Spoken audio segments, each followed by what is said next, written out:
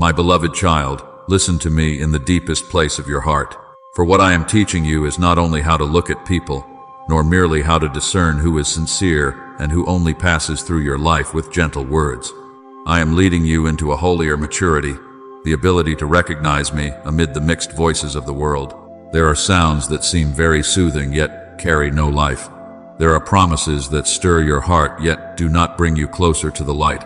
There are presences that make you think you are being comforted yet quietly pull you away from peace. Therefore, I do not want you to live only by the feeling of a moment.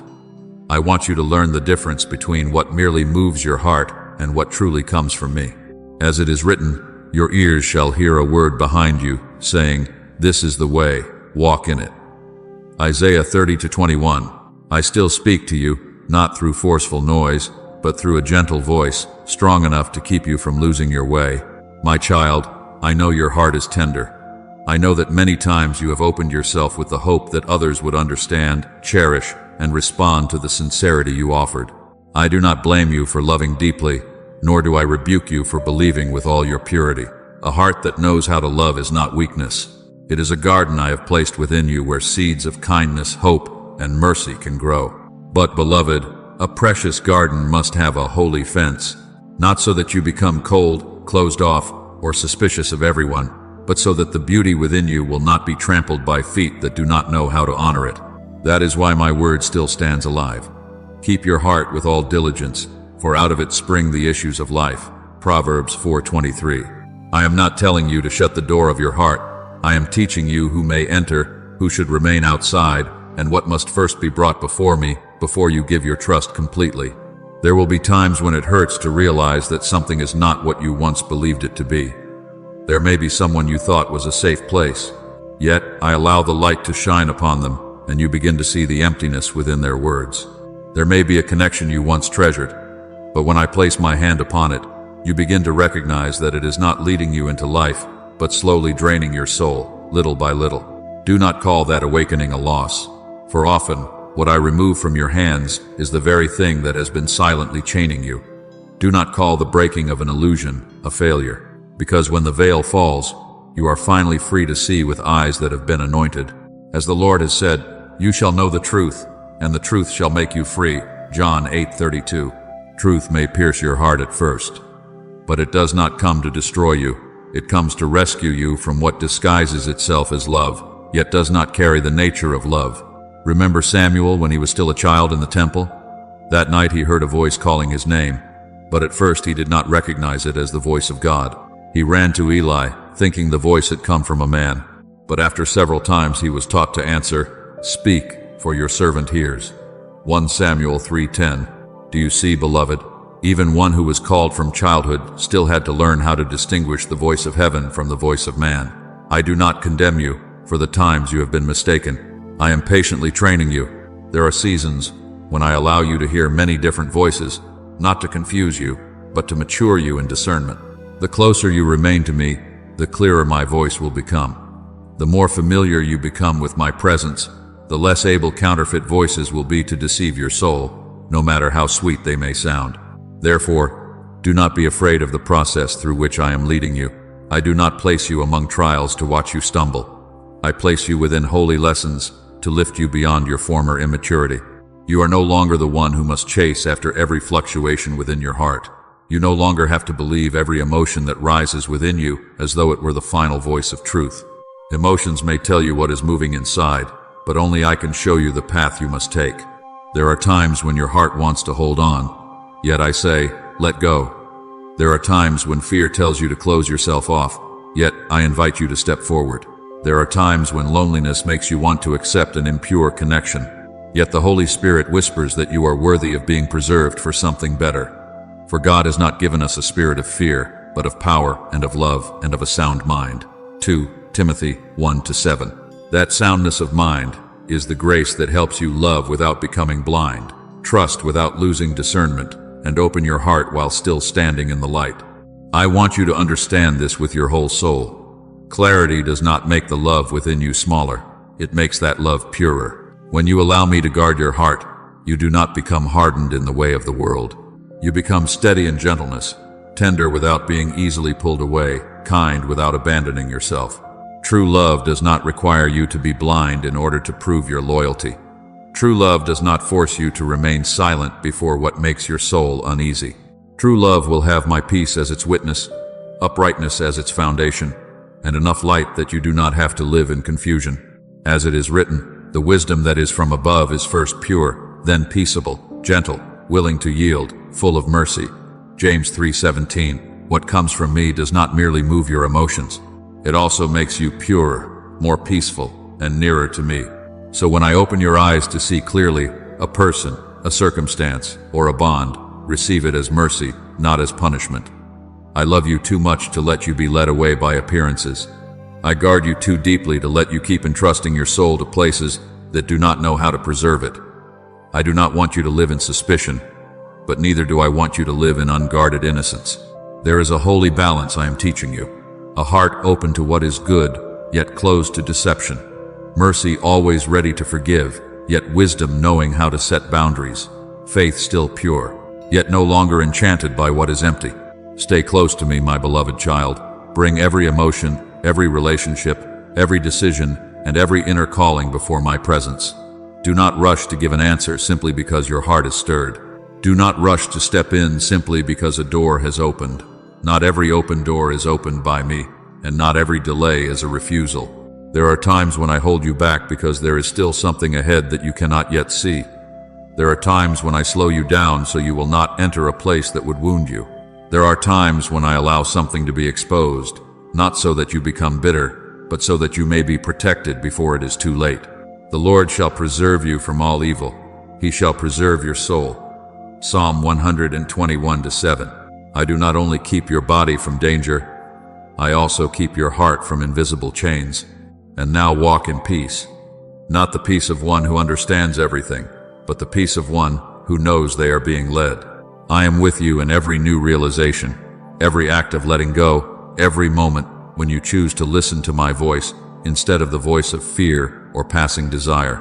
You will no longer be blinded by darkness as before, because the light I am placing within you will grow clearer and clearer. You will no longer be held back by falsehood, because my truth is raising you to stand. You will love more deeply, yet also more wisely. You will trust more beautifully, yet also more firmly. You will open your heart to what I give, but you will no longer trade your peace in order to hold on to what I have not chosen. Remember, beloved, I do not take away what truly belongs to you. I only separate you from what hinders you from receiving the better portion. And as you walk with me, my voice will become a lamp beneath your feet, a light upon your path, and a gentle refuge for the heart that has learned to love in holy wisdom. My beloved child, there are seasons when I do not only teach you how to walk, but also teach you how to hear rightly. For not every voice that touches your heart comes from me, and not everything that moves you is a sign for you to pursue it. There are sounds that come very quickly, awakening your emotions with great intensity, making you think that they are life. But if you listen more deeply, you will realize that they do not bring stability. They do not lead you into peace, and they do not make your soul pure. My voice is different, beloved. My voice may not always be loud, may not always overwhelm you in the first moment, but my voice lays a foundation within you. My voice does not merely stir your heart. My voice causes you to stand firm after the emotions have settled. As I have spoken, my sheep hear my voice, and I know them, and they follow me. John 10:27. Therefore, what I desire in you is not a hurried reaction to every attraction, but a life that knows how to pause, how to discern, how to recognize what is the voice of the shepherd and what is only an echo in the wilderness. My child, I know you have a sensitive heart, a soul that knows how to respond to gentleness, a spirit that does not want to miss the things that appear beautiful. But precisely because your heart is precious, I will not allow it to be pulled away by every hand that reaches toward it. I do not want you to become cold, suspicious, or closed off. I want you to become discerning. Discernment does not kill love, beloved, but purifies love from blindness. Wisdom does not cause you to lose your kindness, but helps your kindness not be placed in places that only know how to receive and do not know how to cherish. As it is written, keep your heart with all diligence, for out of it spring the issues of life. Proverbs 4:23. I do not tell you to guard your heart because your heart is evil. but because your heart is the place from which life flows. What is precious must be guarded in the light, not left at the mercy of every passing wind. There are connections that enter your life, and at first they may seem meaningful, comforting, or even full of promise. But over time, you begin to see something else. That presence does not draw you closer to me, does not make you more peaceful, does not make you freer. It causes you to wait in anxiety, to hope in weariness, to give while lacking certainty, and to wonder why what once made you joyful has begun to weigh heavily upon your heart. When that happens, do not be quick to blame yourself for having loved wrongly. Allow me to teach you how to see rightly. Not everything that once moved you was appointed to remain. Not everyone who once entered your life was sent to walk with you for the long journey. There are people who only pass through to reveal a lesson to you. There are relationships that are only permitted to exist for a season. And there are doors I close not because I am taking something from you, but because I am saving you from what you cannot yet fully see. Remember Abraham and Lot, beloved. For a time they walked the same journey, left the familiar together, and stepped into the promise together. But then the land could no longer sustain both groups. Tension began to arise between their herdsmen, and Abraham had to let Lot choose his own path. On the surface, it seemed like a loss. But after Lot had separated from him, I spoke to Abraham, saying, "Lift your eyes now, and look from the place where you are, northward, southward, eastward, and westward." Genesis 13:14. Do you see, my child? There are promises that are only revealed after an attachment no longer continues. There are visions that only open when you stop clinging to what no longer fits the path I have appointed. Departure is not always loss. Sometimes it is a holy space where I set before your eyes a wider horizon. Therefore, do not grieve too long when you realize that a connection cannot go any farther. Cry if you need to cry, but do not call my protection abandonment. Be sorrowful if your heart is still tender, but do not let sorrow persuade you to return to the place from which I have brought you out. I know you once thought that if you tried a little more, waited a little longer, sacrificed a little deeper, everything would become right. But beloved, true love does not require you to lose your peace in order to prove your loyalty. What comes from me will not force you to continually make yourself smaller, doubt yourself, or remain silent before the things that make your soul uneasy. The peace of God, which surpasses all understanding, will guard your hearts and minds. Philippians 4:7. And that peace is a profound witness. When I am in something, you may face trials, but your soul will not be torn away from me. You may need patience, but you will not be drained to the point that you forget who you are in me. I am teaching you a very holy distinction. Emotions may move you, but they must not rule over you. Attraction may draw your attention, but it must not lead the way in my place. Compassion may make you want to stay, but it must not turn you into someone who carries what I have not assigned to you. You are not called to chase after every door left slightly open, every tender gaze, every word that softens your heart. You are called to follow what I confirm. As it is written, trust in the Lord with all your heart, and lean not on your own understanding. In all your ways acknowledge him, and he shall direct your paths. Proverbs 3:5-6. My confirmation does not always come through a great sign. Sometimes it comes through deep peace, through clarity within your heart, through a quietness that does not need to be forced, through the sense that you do not have to strain yourself to hold on to that thing. Beloved child, what I am preparing for you will not make you bargain with your dignity.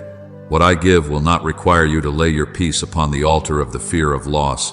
What truly belongs to your season will not pull you away from my presence, will not make your prayers feel foreign to you, and will not cause you to walk in darkness while calling it love. True love will bring you closer to me again. It will make you desire to live more uprightly, more tenderly, more honestly, more purely. It will not make you leave the light in order to protect an exhausting secret. God is light, and in him is no darkness at all. 1 John 1-5. So anything that belongs to me will not need darkness in order to survive. From now on, when your heart is stirred, bring that stirring before me. When you miss someone, let that longing pass through my light. When you want to keep a connection, ask me where it is leading you. Do not be afraid of my answer, because I never lead you out of what is good only to throw you into emptiness. If I tell you to let go, it is because your hands need to be free to receive something purer. If I cause a relationship to weaken, it is because I am loosening a cord that could bind your steps later on. If I allow a truth to be revealed, it is because I love you too much to let you live inside an illusion decorated with sweet words. And when you learn to discern between the voice of emotion and the voice of the Father, you will no longer be pulled away as you once were. You will still love, but you will love in the light. You will still hope, but you will hope with watchfulness. You will still open your heart, but you will not entrust your soul to places I have not anointed.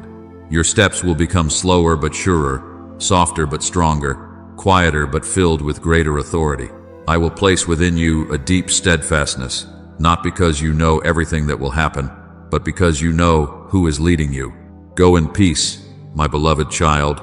Your shepherd does not lose his way.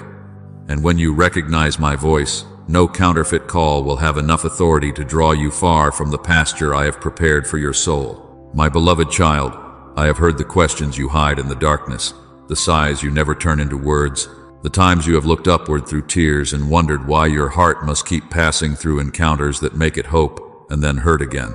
I know there have been nights when you asked me, Father, why do I give my heart sincerely and receive disappointment in return? Why does someone enter my life? Today, I do not come to you with rebuke, nor do I place upon you the burden of blaming yourself. I come with light. I want you to understand that what you have gone through is not evidence that you lack value, nor is it a sign that you do not know how to love. It is a deeper classroom of the soul where I am teaching you not only to observe outward actions, but to recognize the inner current of every connection. For if you only look at a smile, at words, at shared emotions, or at a few tender moments, you may easily step back into old cycles. But when I open your eyes to see the roots, you will no longer be bound by what once deceived you. As it is written, you shall know the truth, and the truth shall make you free. John 8:32. Truth does not come to make you bitter. Truth comes to loosen the chains from the places where your heart was tied without realizing it. My child, there are people who approach without bearing the appearance of danger. They do not come with the noise of destruction. They do not appear as obvious enemies, and they do not speak words that immediately make you cautious. On the contrary, they may come with gentleness, with a kind of empathy that seems very deep, with words that sound as though they understand you more than anyone else.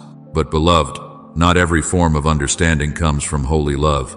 There is a kind of understanding that is used only to open a door into your vulnerable places, and from there gradually draw away your focus, disrupt the rhythm of your prayers, and cause you to be more occupied with a person than with listening to me. I do not say this so that you will fear people, but so that you will remain awake in the light. For there are presences that do not push you away from me in a single day, but pull you off course, little by little. Today you pray a little less. Tomorrow you lose a little more peace. And then you begin to doubt my voice, doubt your worth, and doubt the path on which I have led you. The most dangerous deviation often does not begin with a great fall, but with very small compromises that you think are harmless. Therefore, I am calling you back to the center. That center is not a person, an emotion, a promise, or a connection that makes you feel needed. That center is me. When I am the center, you can love without losing yourself, listen without being controlled, and show compassion without placing your soul into another person's hands.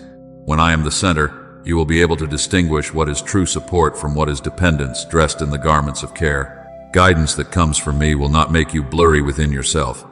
It will make you clearer. It will not make you continually revolve around another person's emotions.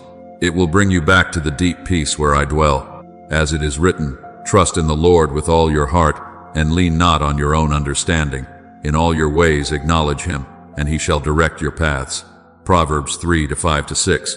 You are not called to decode every motive by yourself, but to bring everything before me, so that my light may test what your eyes cannot yet see. Remember the story of Joshua and the Gibeonites. Beloved, when the Gibeonites came to Israel, they did not come with swords and spears, but with old garments, dry bread, and torn wineskins, pretending that they had come from a very distant land. They used a weary appearance to create trust, and a story that seemed reasonable to soften the hearts of the people. And Scripture records that the people of Israel took some of their provisions, but they did not ask counsel of the Lord. Joshua 9:14. I say to you, my child, not every deception comes in a frightening form. There are counterfeit things that come appearing as though they need mercy, need trust, and need an open door. The lesson here is not that you must be suspicious of everyone, but that you must not neglect to ask me. Mercy without discernment can become an entrance for bondage. Compassion that is not placed under my light can cause you to make a covenant with what I never confirmed. I know this touches a very tender place within you because you do not want to become hardened. You fear that if you discern too much, you will lose the purity of love. But I say to you, discernment does not make you less loving. It makes your love holy and clean. You can still be kind without being naive. You can still be gentle without being easily led astray. You can still open your heart without handing the keys of your soul to anyone who knows how to speak the right words at the right time. As it is written, Beloved, do not believe every spirit, but test the spirits whether they are of God. 1 John 4:1. I am not telling you to judge through suspicion. I am teaching you to test through the light. What comes from me can endure the light. What is true is not afraid of time, not afraid of prayer, and not afraid of being examined by peace. Beloved child, the enemy often does not use crude hatred to attack a heart that knows how to love. He is more cunning than that. He uses false resonance, the feeling of, this person understands me. This person has touched the exact place of my wound. He may set before you someone who can speak the language of your pain, yet carries no medicine from me. He may create a sense of familiarity very quickly, but that familiarity has no foundation in truth. Then from that place, small seeds are sown. A little doubt about my voice, a little uneasiness about your journey, a little comparison, a little dependence, a little need to be affirmed by another person. When those seeds grow, you begin to drift away from the steadiness I have built within you. You no longer ask, Father, what do you want? But begin to ask, what does that person think of me? Will they still stay? What must I do to keep them? When a connection makes you fear losing that person more than you fear losing your peace in me, you must stop and return to the Father. Do not see the departures of others as a verdict on your worth. There are times when I allow someone to leave your life because, if they remained any longer, they would blur the calling I have placed within you. There are times when I allow a door to close because behind it is not a home, but a room that would cause your soul to forget the light. There are times when I let you see the truth in a painful moment because I do not want you to spend years healing from a bondage you could have avoided. The Lord shall preserve you from all evil. He shall preserve your soul. Psalm 121:7. I keep you not only by giving more, but also by holding certain things back. I protect you not only through what I bring into your life, but also through what I do not allow to remain. From now on, when any hand reaches toward you, look beyond the gesture itself. Ask, does this presence draw you closer to me or farther from me? Does it make you more peaceful or more anxious? Does it awaken goodness within you or pull you back into old cycles? Does it honor the light I have placed in you, or does it want you to step into a dim place in order to keep it? You do not need to answer every call in haste. You do not need to open the door simply because someone knocks at the exact moment when you feel lonely. You do not need to call urgency destiny, nor call being emotionally stirred confirmation. My voice does not pressure you to lose your peace in order to grasp something in time. My voice leads you with clarity, with order, with holiness, and with a peace that does not need another person's permission in order to exist. Let me teach you to love in freedom. True love does not make you a prisoner of attention. True love does not force you to keep proving that you are worthy of staying. True love does not place you in a state of exhaustion where you are hoping and fearing at the same time, giving and losing yourself at once. What comes from me will not compete with me in your heart. It will not sit upon the throne where only I am meant to dwell. It will not demand that you sacrifice your calling, your peace, your dignity, and your purity in exchange for a few moments of feeling needed. What I give may require patience, but it will not feed you with chaos. What I give may challenge you to mature, but it will not break your soul in silence. So come nearer to me again, my beloved child. Place your connections under my light before you place them inside your heart. Allow me to touch the places within you that once were easily swept away by counterfeit empathy, so that from now on you will no longer confuse someone who understands your wound with someone I have sent to honor your soul. I am freeing you from invisible cords, from the need to keep everyone from leaving, from the fear that every departure is proof that you are not good enough. You are precious enough to be protected. You are loved enough for me to intervene. You belong to me enough that you do not have to beg for affirmation from anything that pulls you away from me. Stand firm, for truth is opening your eyes. Be at peace, for the Father is guarding your heart. Keep walking, for what belongs to me will not need darkness, dependence, or fear in order to remain in your life. My beloved child, I have heard the silent questions you have not dared to speak aloud. I have seen the nights when you lay still while your heart felt as though it were being torn into pieces, where old memories returned to knock at the door, where you wondered why you could be sincere and still be wounded, why some people seem to come close, carrying light only to leave behind a cold emptiness within you. I know you have whispered through tears, "Father, did I love wrongly? Was I too quick to trust? Is my heart weak? And is that why it keeps getting hurt?" But today, I do not come to condemn you, nor do I come to place another burden upon your weary soul. I come to place light into the place you once called confusion. I want you to know that what you have gone through is not evidence that you are of lesser worth, but a sign that I am leading you into a deeper level of discernment. You do not only need to see who stays and who leaves, you need to recognize what is operating behind each connection.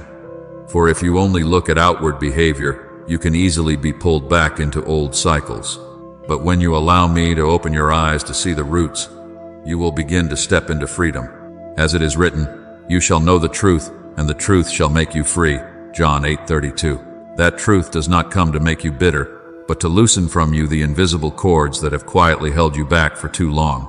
My child, not every hand extended toward you is a hand I have sent. Not every gentle word carries life. Not every form of empathy is rooted in pure love. There are people who do not enter your life with the appearance of danger, who do not break you through obvious actions, who do not make you realize from the beginning that they are pulling you off course. They come with closeness, with a kind of understanding that seems rare, with words that touch the tender places within you, making you think that at last someone truly understands you. But beloved, understanding that is not placed beneath my light can become a key that opens the most vulnerable places in you. There are presences that do not destroy you in a single day, but quietly take away your focus little by little. They cause you to become more occupied with someone's reaction, someone's silence, and the effort to keep someone from leaving, than with listening to my voice within your heart. And when my voice is pushed far away by the noise of a bond, you begin to lose the peace I have placed within you. Therefore, I am calling you back to the center. Not back to fear, not back to closing yourself off, but back to me. The center of your life cannot be a person who stirs your heart, nor can it be a connection that makes you feel needed. The center of your life must be my presence, where you are kept steady whether others come or go, where you hear the Father's voice more clearly than the voice of loneliness, the voice of memory, or the voice of the longing to be loved. As it is written, "Be still and know that I am God." Psalm 46:10. That stillness is not emptiness. It is the place where your soul is brought back into rhythm. When you are near me, you will recognize the difference between someone who lifts you closer to the light and someone who only wants you to revolve around them. When you abide in me, you will know what kind of connection brings you deeper peace and what kind of bond causes you to gradually lose yourself. Remember Delilah and Samson, beloved, not so that you will fear love, but so that you will understand the power of lacking discernment. Samson was strong before the lion, strong before his enemies, yet he became weak before an intimacy that was not illuminated by God. Delilah did not need swords or spears to defeat him. She used closeness, pleading, and emotion to draw the secret of his strength out of the place where it had been entrusted. And when Samson placed what was holy into the hands of someone who did not fear what was holy, his hair was cut, his eyes were put out, and his strength departed from him before he even realized it. Do you see, my child? Not every battle takes place on an open battlefield. There are battles that begin in conversations that seem harmless, in familiarities I have not confirmed, in moments when you reveal too much of your soul to someone who has not been permitted to guard it. Therefore, I speak to you in love. Do not place what is holy within you into hands that have not been tested in the light. I do not say this to make you suspicious of everyone, nor do I want you to live in a dry posture of defense. I am not calling you to become a closed, cold soul who no longer trusts anyone. No, beloved, I am teaching you to love with wisdom. There is a love that is both tender and boundaried, both kind and watchful, both generous and willing to ask me before opening the door. As it is written, beloved, do not believe every spirit, but test the spirits whether they are of God. 1 John 4:1. This is not an invitation to suspicion, but an invitation to discernment. What comes from me will not fear being tested, What is true will not become angry when you need time. What is pure will not demand that you step into a dim place, hide your prayers, or exchange your peace in order to keep it. What belongs to me may challenge you to mature, but it will not pull you away from me. You must understand deeply that the enemy rarely approaches your heart through obvious hatred. He knows you will not easily open the door to what is harsh and brutal. Therefore, he often clothes deception in the garment of empathy. He brings people who seem similar to you in pain, similar to you in the way they think, similar to you in the unhealed spaces within them, so that a sense of familiarity forms very quickly. Then within that familiarity, he sows small seeds. A little doubt about my calling, a little wavering about your worth, a little comparison with others, a little dependence on outward affirmation. At first, everything may seem slight, but if you do not bring it before me, those seeds will grow into vines that wrap themselves around your freedom. Then you no longer walk because I am leading you, but because you fear losing a person. You no longer seek me first, but wait to see how that person will respond. You no longer stand in peace, but are pulled up and down by someone else's attention. Therefore, when someone approaches you in this season, do not only ask, do they make me happy?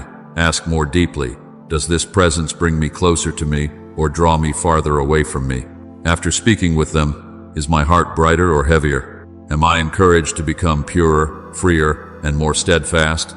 Or do I begin to become more confused, dependent, and anxious? Beloved, the answer of the soul is often not loud, but it is very real.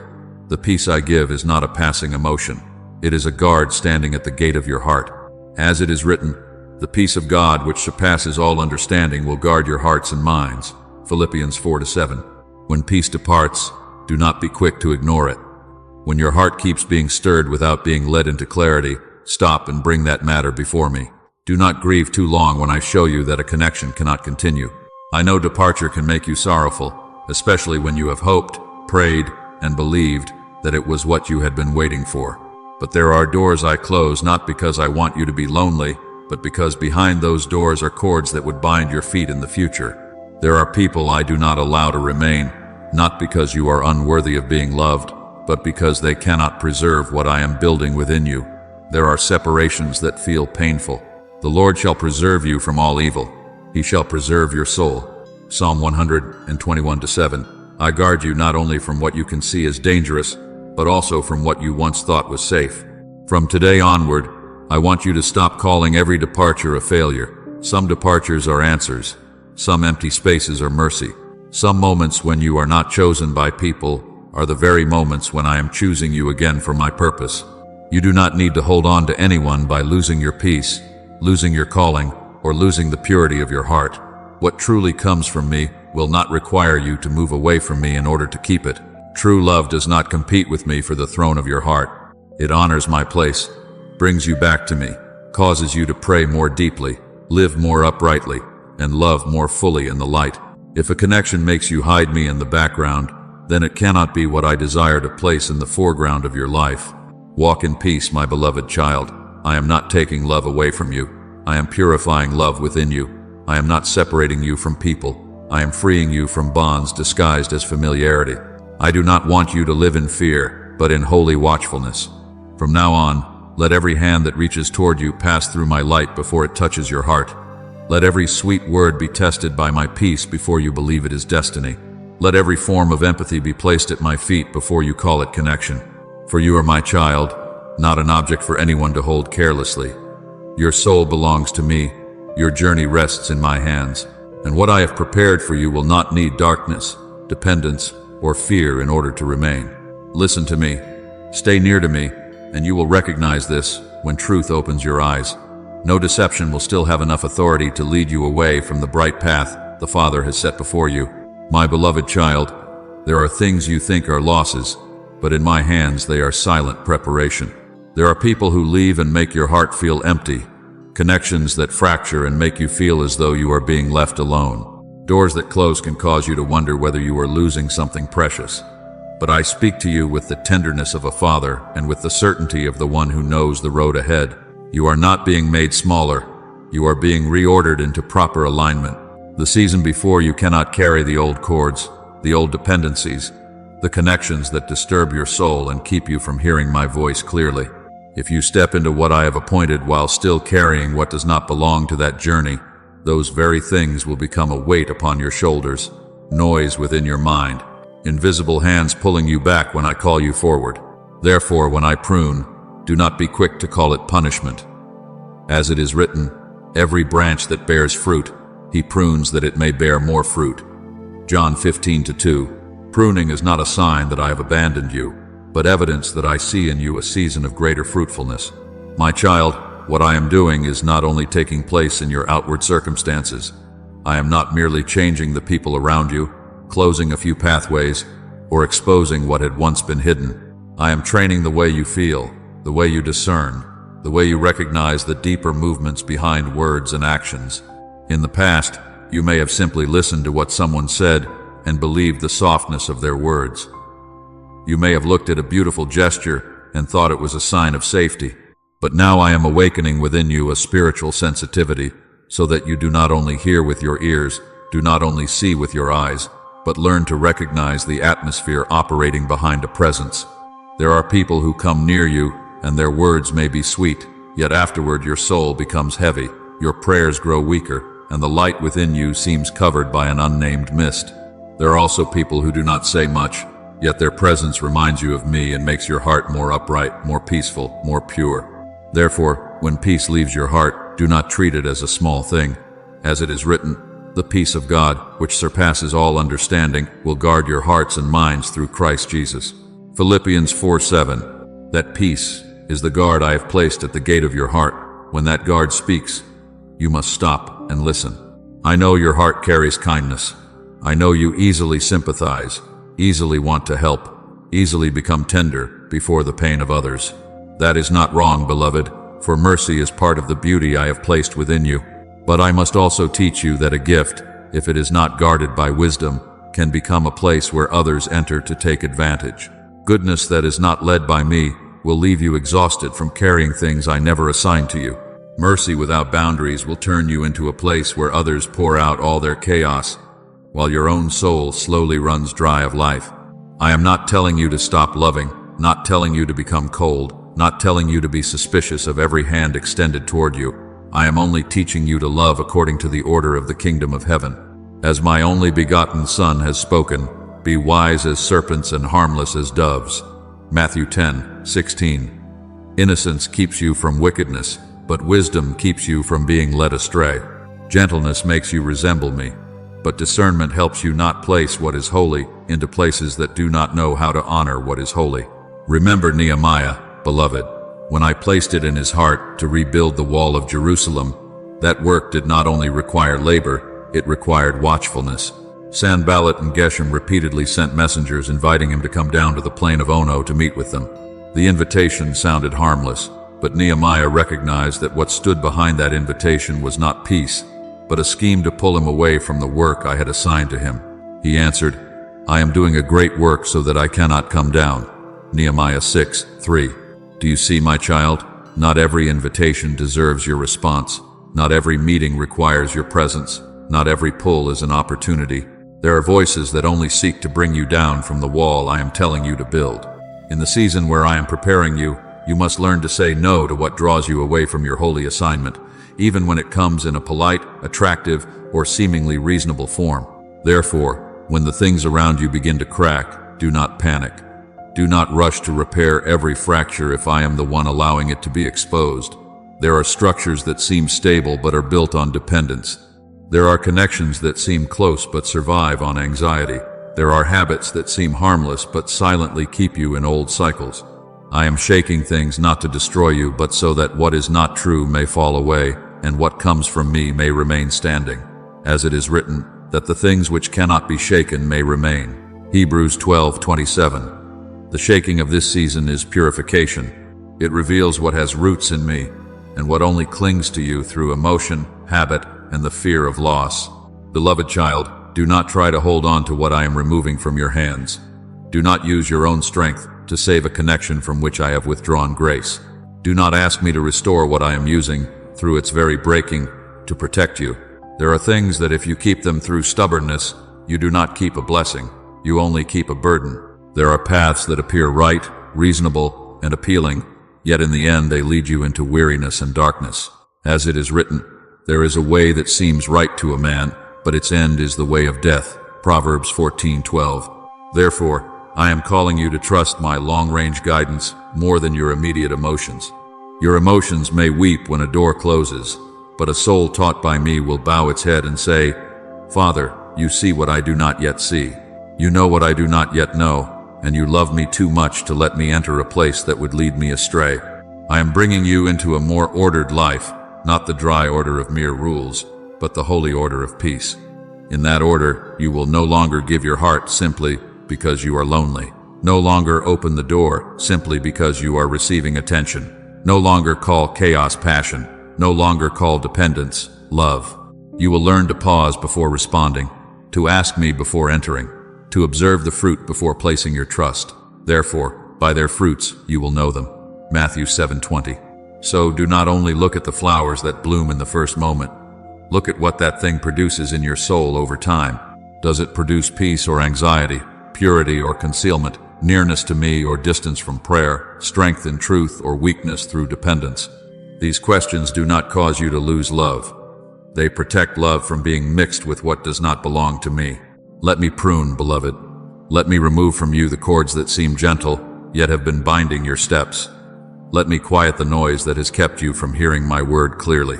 Let me purify the circle around you, so that those whom I have sent may recognize their place, and the things that only came to distract you must leave the position they once occupied.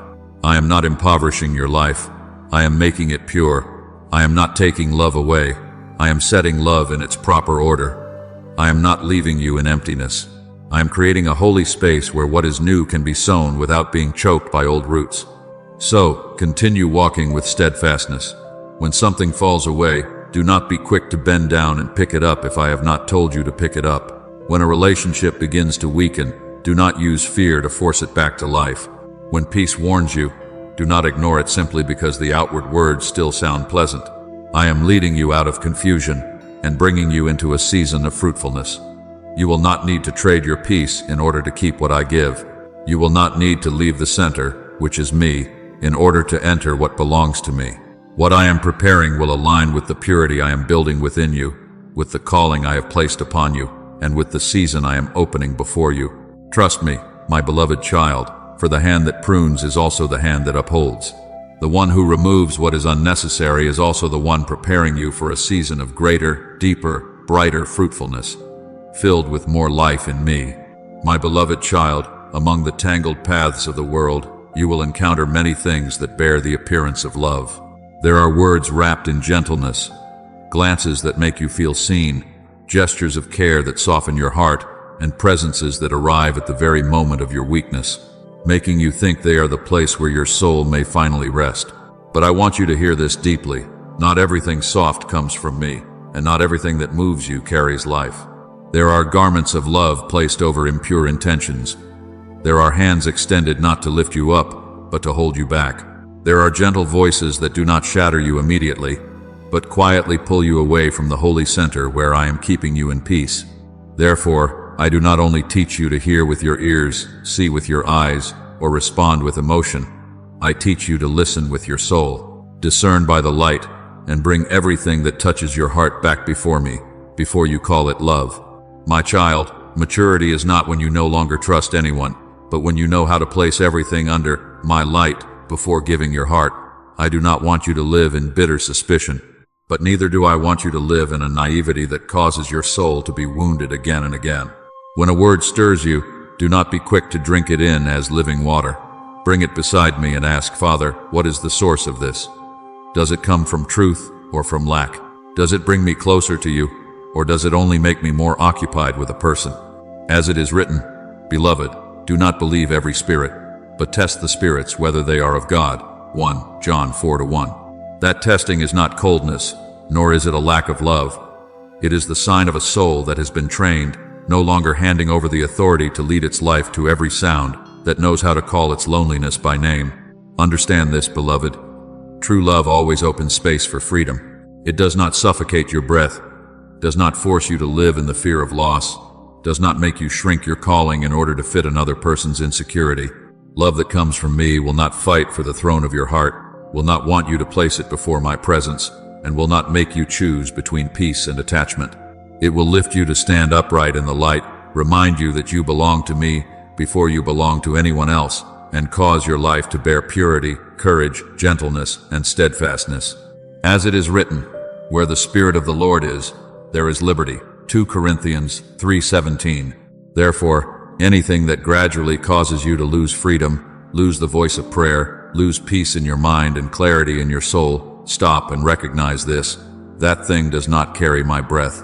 False love, my beloved child, is not always harsh.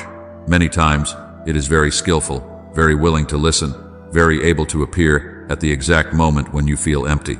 It may sit beside you in your tears, speak to you the words you have longed to hear for so long, and touch old wounds with a kind of sympathy that makes you think you have finally been understood. But if after all these things you are not led closer to me, do not become stronger in the truth, and are not encouraged to stand firm in the dignity I have placed upon you, then you must look more carefully. There is a kind of empathy that only seeks to create dependence. There is a kind of gentleness that does not heal, but makes you need it more. There is a kind of closeness that does not set you free, but makes you afraid to leave. True love will not feed you with fear. True love does not use your weakness as a dwelling place for control. Remember Jonathan and David, beloved, for there you see a beautiful image of love that does not possess. Jonathan loved David with a covenant heart, but that love did not pull David away from my calling, did not envy the anointing upon David, did not try to keep David under his own shadow, did not require David to shrink his destiny so that he could feel secure.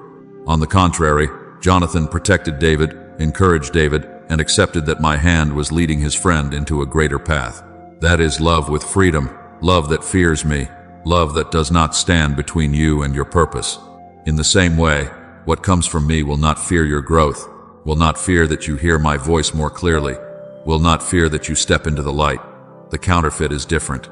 It needs you weak so it can feel important, needs you dependent so it can feel powerful, needs you confused so it can direct you in my place.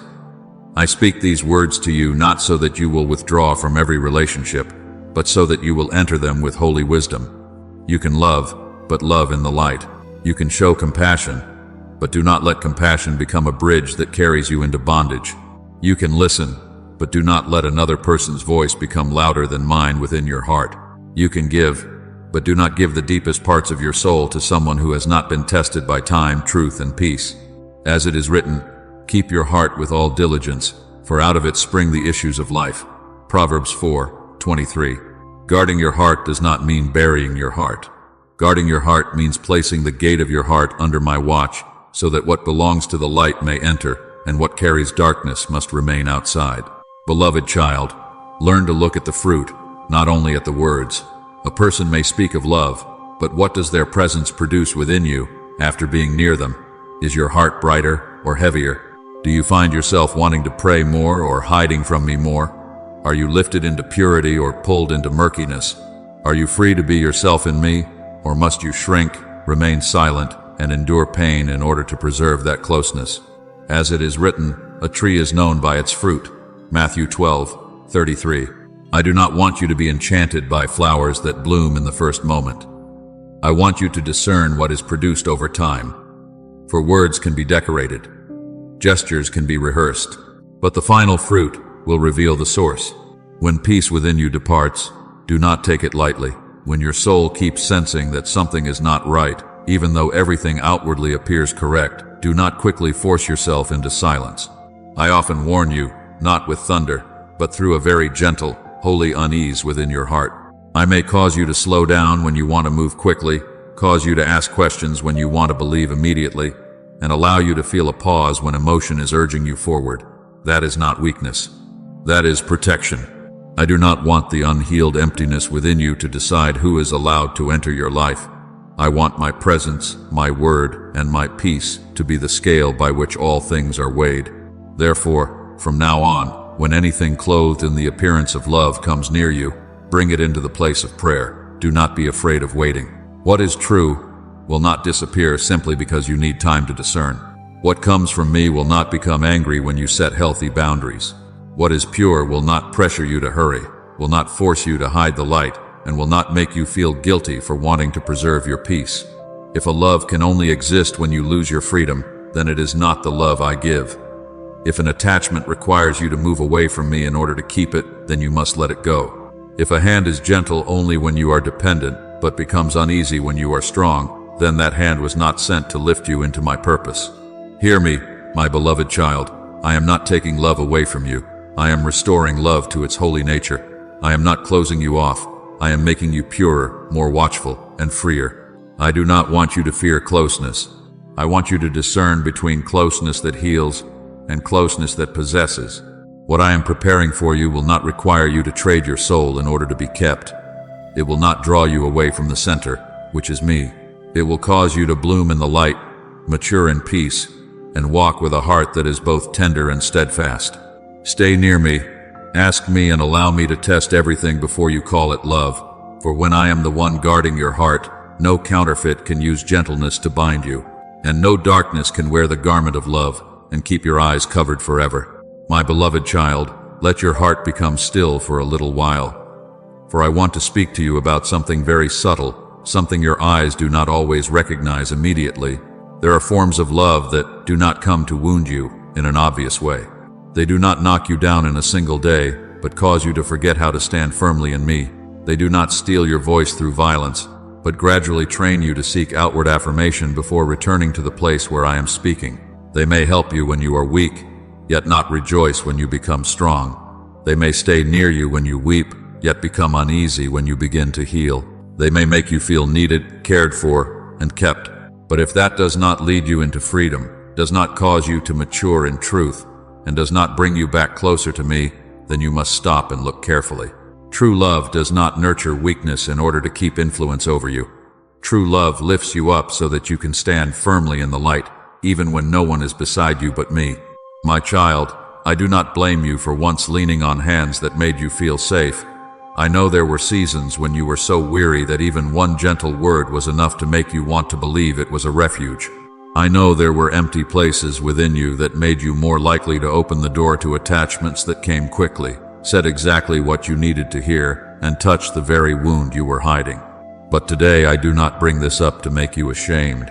I am bringing light so that you will no longer confuse true comfort with dependence in disguise. For anything that gradually takes the central place in your heart causes you to seek it before you seek me, and makes you fear losing it more than you fear departing from my peace, must be put back in its proper place. As it is written, you shall have no other gods before me. Exodus 20:3. It is not only stone images or altars that can become idols. Sometimes a person, an emotion, a relationship, or a need to be loved can sit upon the throne where only I am worthy to reign. Therefore, I am not telling you to stop loving. I am not calling you to become dry, cold, or distant from everyone. I am teaching you to love in proper order. When love is in its rightful place, it becomes a river that brings life. But when it takes my place, it becomes a current that carries you away from the shore of peace. When a connection is placed under the light, it can make you stronger. But when it is fed by the fear of loss, it will cause you to shrink yourself in order to keep something I never gave you to be your center. Beloved, what comes from me does not force you to strain yourself in order to prove your worth. It does not need haste in order to validate itself. It does not require you to exchange your prayer, your purity, and your dignity for the feeling of being kept. As it is written, love does no harm to a neighbor. Romans 13:10. True love will not harm your soul by pulling you away from the source of life. Remember Rachel and Jacob, beloved, so that you may understand that even the things deeply loved must be placed under my order. Jacob loved Rachel greatly, yet in the journey of his life, I still had to bring him to a deeper place, where he would no longer be defined only by what he desired, but by the covenant I had placed upon him. At Peniel, when he wrestled through the night, it was not a relationship that changed his name, but my touch that transformed Jacob into Israel. Do you see? You may love others, cherish beautiful connections, and be grateful for someone's presence in your life, but no one is permitted to become the place where you seek your final identity. Only I have the right to call you by your true name. Only I have the right to define you. Only I have the right to place my hand upon your deepest wound and turn it into the mark of a life made new. Therefore, when you feel your heart being drawn, slow down, do not condemn your emotions, but do not let your emotions take your hand and lead you either. When your heart is stirred by a word, bring that word before me. When someone makes you feel understood, ask me where that understanding is leading you. When you want to open your heart, allow me to test the source of what is coming near you. As it is written, he who trusts in his own heart is a fool, but whoever walks wisely will be delivered. Proverbs 28-26. I do not say this so that you will despise your heart, but so that you will know your heart must be guided by a light higher than immediate emotion. Your heart is precious, but it was not created to discern all things on its own apart from me. There are departures you once called loss, but in my hands they are cleansing. There are empty spaces you once feared, but I use them as holy rooms where I can set new things in their proper place. When someone leaves your life, do not quickly conclude that you have been abandoned. When a connection begins to loosen, do not immediately think that you are not lovable enough. I never take away in order to leave you empty without meaning. I clear the space so that you may have room for the fullness that belongs to the right season. There are presences that, if they remained longer, would slow your steps. There are voices that, if you continued listening to them, would blur my calling. There are attachments that, if you kept holding them tightly, would cause you to enter a new season with hands no longer free. Therefore, do not try to cling to what I am loosening. A departure may cause your heart to ache for a moment, but remaining in the wrong place can weary your soul for many years. Beloved child, what lies ahead of you is not an ordinary journey. I am preparing you for a season that only a purified heart will be able to carry. There are blessings that require a free spirit in order to receive them. There are responsibilities that require a heart no longer divided. There are doors that open only to those who are no longer bound by voices from the wrong season.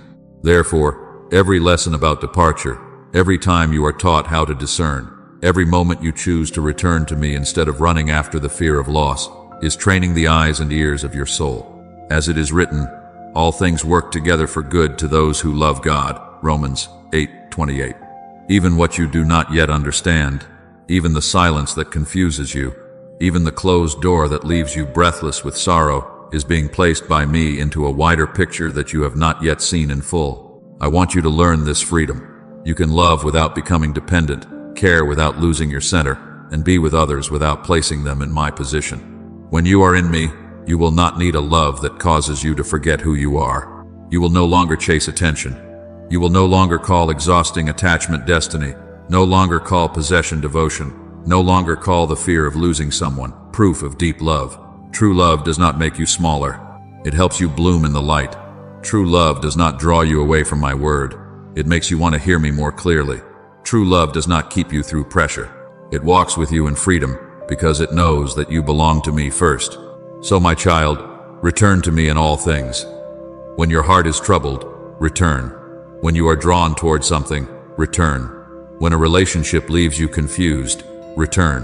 When someone walks out of your life, return. I will not always answer you with thunder or with a great sign.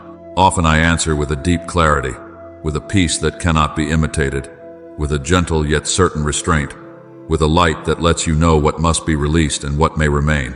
I am teaching you not only to look at the surface but to see the source, not only to hear words but to understand the atmosphere, not only to love through emotion but to love in truth.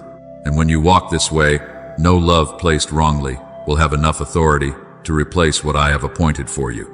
No counterfeit will be able to hold you for long. No departure will be able to steal from you the portion that belongs to me.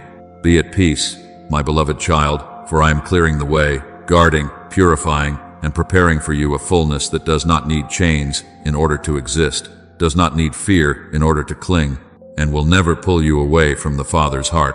My beloved child, there are times when I do not only protect you from the things that approach from the outside, but also preserve you from the waves rising within your own heart. For there are things you think are the voice of love, yet, in truth, they are only the echo of an unhealed emptiness. There are warm feelings that make you think you are being filled, but if you look deeper, you will see that they do not make you more steadfast in me, do not lead you into lasting peace, and do not make your soul purer. They only create a light intoxication, a subtle pull, a need to be touched, remembered, sought after, and affirmed. And if you do not stop under my light, that thing can become a spiral that makes you think you are loving, when in truth you are being led by lack. Therefore, I speak to you not to make you afraid of your heart, but so that you will know how to bring that heart back under my guidance. As it is written, the heart is deceitful above all things and desperately wicked. Who can know it? Jeremiah 17:9. So do not let a passing emotion become the final throne of judgment over your life. Let my truth shine into your emotions, so that anything that does not come from life must dissolve before the light. My child, I know there are times when you wonder why something can both soothe you and make you uneasy. I know there are connections that soften your heart for a moment, yet afterward leave you restless, waiting, imagining, analyzing, and losing your rest in me. That is why I am teaching you something deeper than merely discerning whether a person is good or not, whether a word is right or wrong. I am teaching you to recognize the rhythm of the Holy Spirit in every small movement of your soul. There are things that outwardly look very beautiful, yet inwardly their rhythm is hurried, possessive, and pulls you away from the center.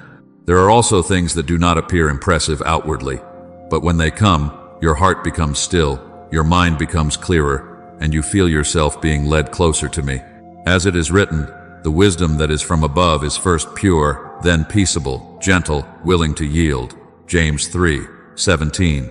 Therefore, what comes from me does not merely stir your emotions. It also carries purity, order, and peace. I am not making your heart hard. Beloved, I do not want you to become someone who is afraid to love, afraid to trust, afraid to open your heart, afraid of every kind of closeness. No, I am making your heart precise. Precision does not mean coldness. Precision means loving the right person at the right time, within the right boundaries, from the right source. Precision means you no longer open your heart by reflex because you are lonely. No longer step into an attachment simply because it makes you feel needed. No longer call the excitement of emotion my confirmation. Precision means you know how to stop, breathe in my presence, and ask, Father, does this carry your breath? Does it make me freer? Does it honor the light you have placed within me? For love that comes from me does not invade, does not pressure, does not control, and does not make you shrink yourself in order to keep it. True love always carries respect. Remember Elijah, beloved, when he stood on the mountain before me. A great and strong wind passed by, tearing into the mountains and breaking the rocks in pieces. But I was not in the wind. After the wind came an earthquake, but I was not in the earthquake. After the earthquake came a fire, but I was not in the fire. Then came a still small voice, 1 Kings 19:12. And there Elijah recognized my presence. So I say to you, my child, not the strongest thing in your emotions is always the thing that comes from me. Not the greatest stirring, the most urgent call, or the most intense attraction is the sign of true love. Sometimes what comes from me arrives very quietly, very deeply, very purely. It does not make you panic. It does not cause you to lose control, but it places within you a clarity that does not need noise. I am teaching you not to worship the intensity of emotion, but to recognize its source. Emotion may be the wind. The Holy Spirit is the one who leads. Therefore, when you feel your heart being pulled towards something, do not run after it in haste. Slow down. Slowing down in me is not missing out. It is protection. When you feel that a person, a voice, or a presence is beginning to take up too much space in your mind, bring it to me before it takes root more deeply. When you find yourself needing a response in order to have peace, needing a message in order to feel valuable, needing attention so your heart does not feel empty, recognize that I am inviting you back to the source. You were not created to live on drops of affirmation falling from another person's hand. You were created to drink from the unfailing spring in me. As my Son has spoken, whoever drinks of the water that I shall give him will never thirst. John 4:14. Therefore, if an attachment makes you thirstier, makes you cling more tightly, and makes you more afraid of being without it, you must know that it is not the water I give. Beloved child, even what carries a spiritual name must be tested. There are words that sound beautiful. Do not let beautiful words blur your discernment. Not everything that mentions me comes from me. Not everything that moves you emotionally is the Holy Spirit. As it is written, where the Spirit of the Lord is, there is liberty. 2 Corinthians 3:17. So if something causes you to feel pressured, controlled, obsessed, dependent, or afraid when you want to leave, then no matter what name it carries, you must remove it from the throne of your heart and place it beneath my feet. I am training you to love without being swallowed, to show compassion without being swept away, and to open your heart without losing yourself. This maturity does not come in a single day. It is forged through the times when you choose to ask me instead of reacting immediately. Choose peace instead of attraction. Choose truth instead of the temporary feeling of being filled. Every time you pause before something appealing whose source is not yet clear, you do not become weaker, you become stronger. Every time you refuse an attachment that pulls your soul out of rhythm, you do not lose love. You are protecting your ability to love purely. Every time you return to me instead of chasing an emotional hunger, you are allowing your roots to go deeper into the true source of life. Do not be afraid when I touch the places within you that were once easily addicted to the feeling of being needed. I know those places were not born from wickedness, but from wounds that had not yet been comforted, from seasons when you felt overlooked, from the times when you had to be strong on your own for too long. I do not despise those empty spaces. I enter them. I will teach you that you do not need to be possessed by anyone in order to be loved. You do not need to live in drama in order to call something deep. You do not need to lose your freedom in order to prove your loyalty. The love I give you is spacious but not chaotic, close but not invasive, deep but not binding. So let me restore the rhythm within you. When emotion rises high, place it before me. When your heart becomes warm, ask where that fire is coming from. When a presence fascinates you, look to see what comes after that fascination: peace or anxiety, freedom or dependence, light or a dim place. I will answer you, not always with a loud voice, but with deep clarity within your soul, with a gentle touch that lets you know whether to move forward or stop, with a peace that opens the way or a holy unease that closes the door. As it is written, your ears shall hear a word behind you, saying, "This is the way, walk in it." Isaiah 30-21. I still lead you in this way, gently yet firmly, quietly yet without error. Walk in freedom, my beloved child. I am not taking away your ability to be moved. I am sanctifying it. I am not taking away your tender heart. I am placing wisdom within it. I am not separating you from love.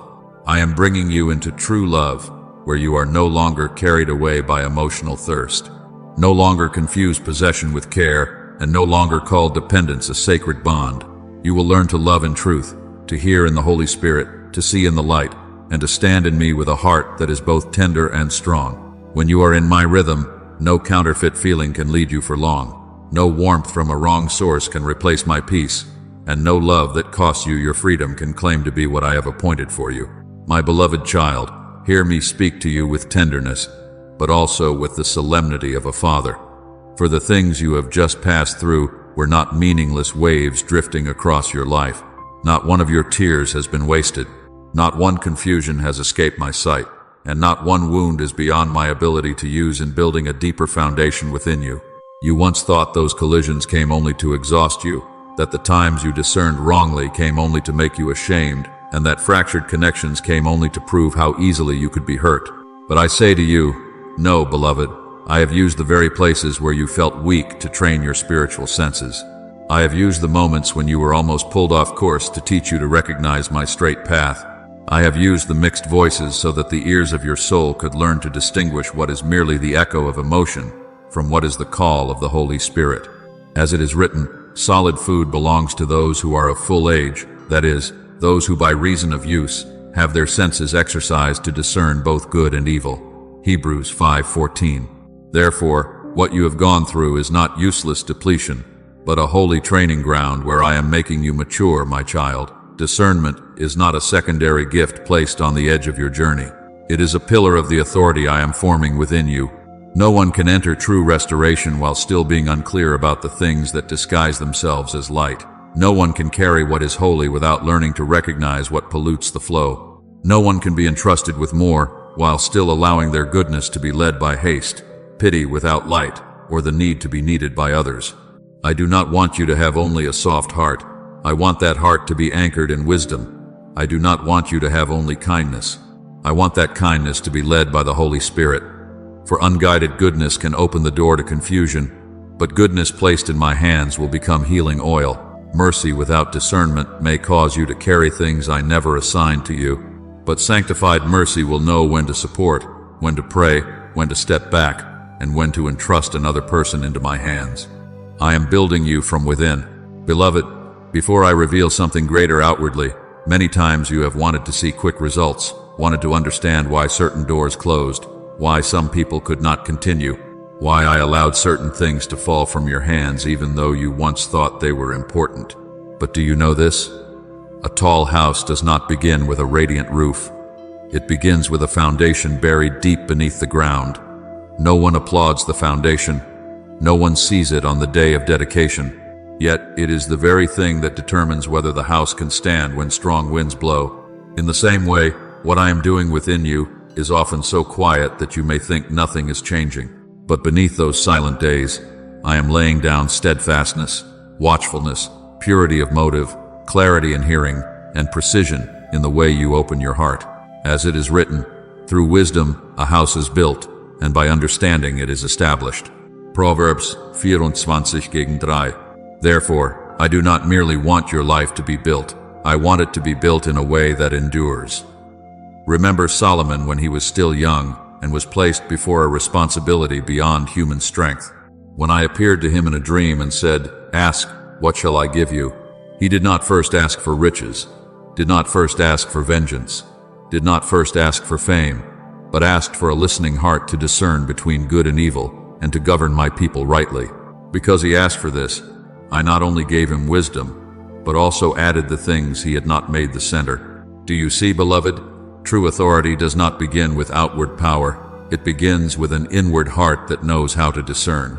A person may have opportunity, influence, a voice, and open doors, but without wisdom to distinguish the source of what is coming, that person can easily use a gift to move in the wrong direction. Therefore, before I expand the scope of your life, I must deepen the well within you. Before I entrust you with more, I must teach you how to keep what you already have in the light. Do not see the times of testing within relationships as meaningless delay. That is where I train your eyes to see fruit, not only appearance. That is where I teach you to hear the atmosphere behind words, not only the sounds upon someone's lips.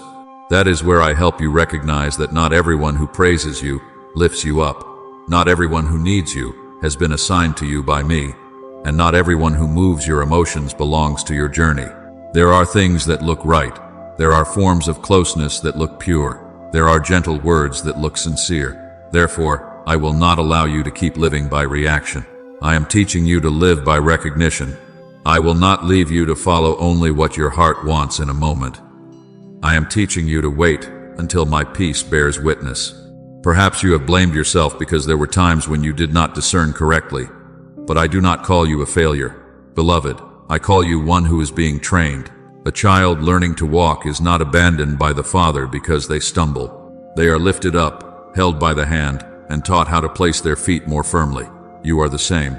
Every time you recognize something that does not come from the right source, every time you see that a bond no longer fits, every time you choose to return and ask me instead of running after old emotions, your spiritual senses are being sharpened. I do not require you to become perfect in a single day. I am making you mature through practice, through humility, through the moments when you say to me, "Father, teach me to see as you see, to hear as you want me to hear, and to love as you want me to love." And now I want you to understand the deeper purpose of all this preparation. I am building a temple within you, not with cold stones, but with obedience, peace, truth, and purified love. Your life is not merely the place where you exist. It is the place where my presence desires to dwell and shine forth. As it is written, you are the temple of God, and the Spirit of God dwells in you. 1 Corinthians 3:16. Therefore, I cannot allow just anything to occupy the inner rooms within you. I must purify the places that were once mixed with confusion. I must realign the motives that were once controlled by fear. I must bring light into the areas you once opened only because you were lonely. For the place where I desire to dwell must be kept in truth, and the place where I desire to flow must be guarded from mixed waters. Therefore, do not resist my correction. When I slow you down, it is so you will not step into what has not yet been tested. When I cause certain connections to weaken, it is so you will not lean on what cannot hold you. When I allow you to feel a holy unease, it is not to confuse you, but to stop you before you go too far. When I take from you something that once occupied your mind, It is so your eyes may become clear again. My hand never prunes in order to leave you barren.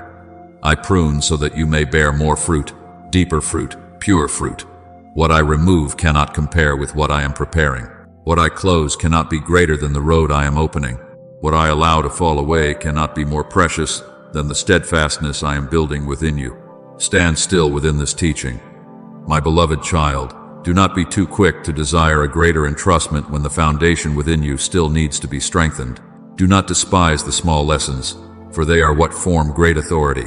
Do not resent the seasons of discernment, for they are what protect the blessings ahead from being distorted by old immaturity. I am making you deeper before I make you wider. I am making you pure before I make you brighter. I am making you stronger before I place something heavier upon you. And when the time comes, you will understand that not one trial was meaningless, not one separation was wasted, and not one time I corrected your heart was too severe. All things are working together to make you someone who can carry restoration without losing discernment, give without becoming depleted, love without being bound, and stand in the light without being blinded by what only disguises itself as light. Trust me, for the one who is training you is also the one preparing a throne of peace within your heart, so that everything I entrust to you will be born in wisdom, guarded in truth, and bear fruit for my glory. My beloved child, let your heart receive this word. What you have passed through was not a dead end, nor was it proof that I had forgotten you in a narrow place. There was a season when I allowed everything around you to become smaller. Doors no longer opened as they once did. Familiar voices gradually moved farther away. Old supports no longer had the strength to uphold you, and connections that had once occupied space in your heart were brought into the light and purified down to the roots. You once felt as though you had been pressed into a narrow hallway where there was too little space. The air felt too heavy, and the things you had clung to fell from your hands one by one. But I speak to you today. In the very place you thought was limitation, I was doing my deepest work. I did not leave you behind. I was loosening invisible cords from you, removing old veils from your eyes, and realigning the rhythm of your soul so that you would not enter the new season with the sight of the old one.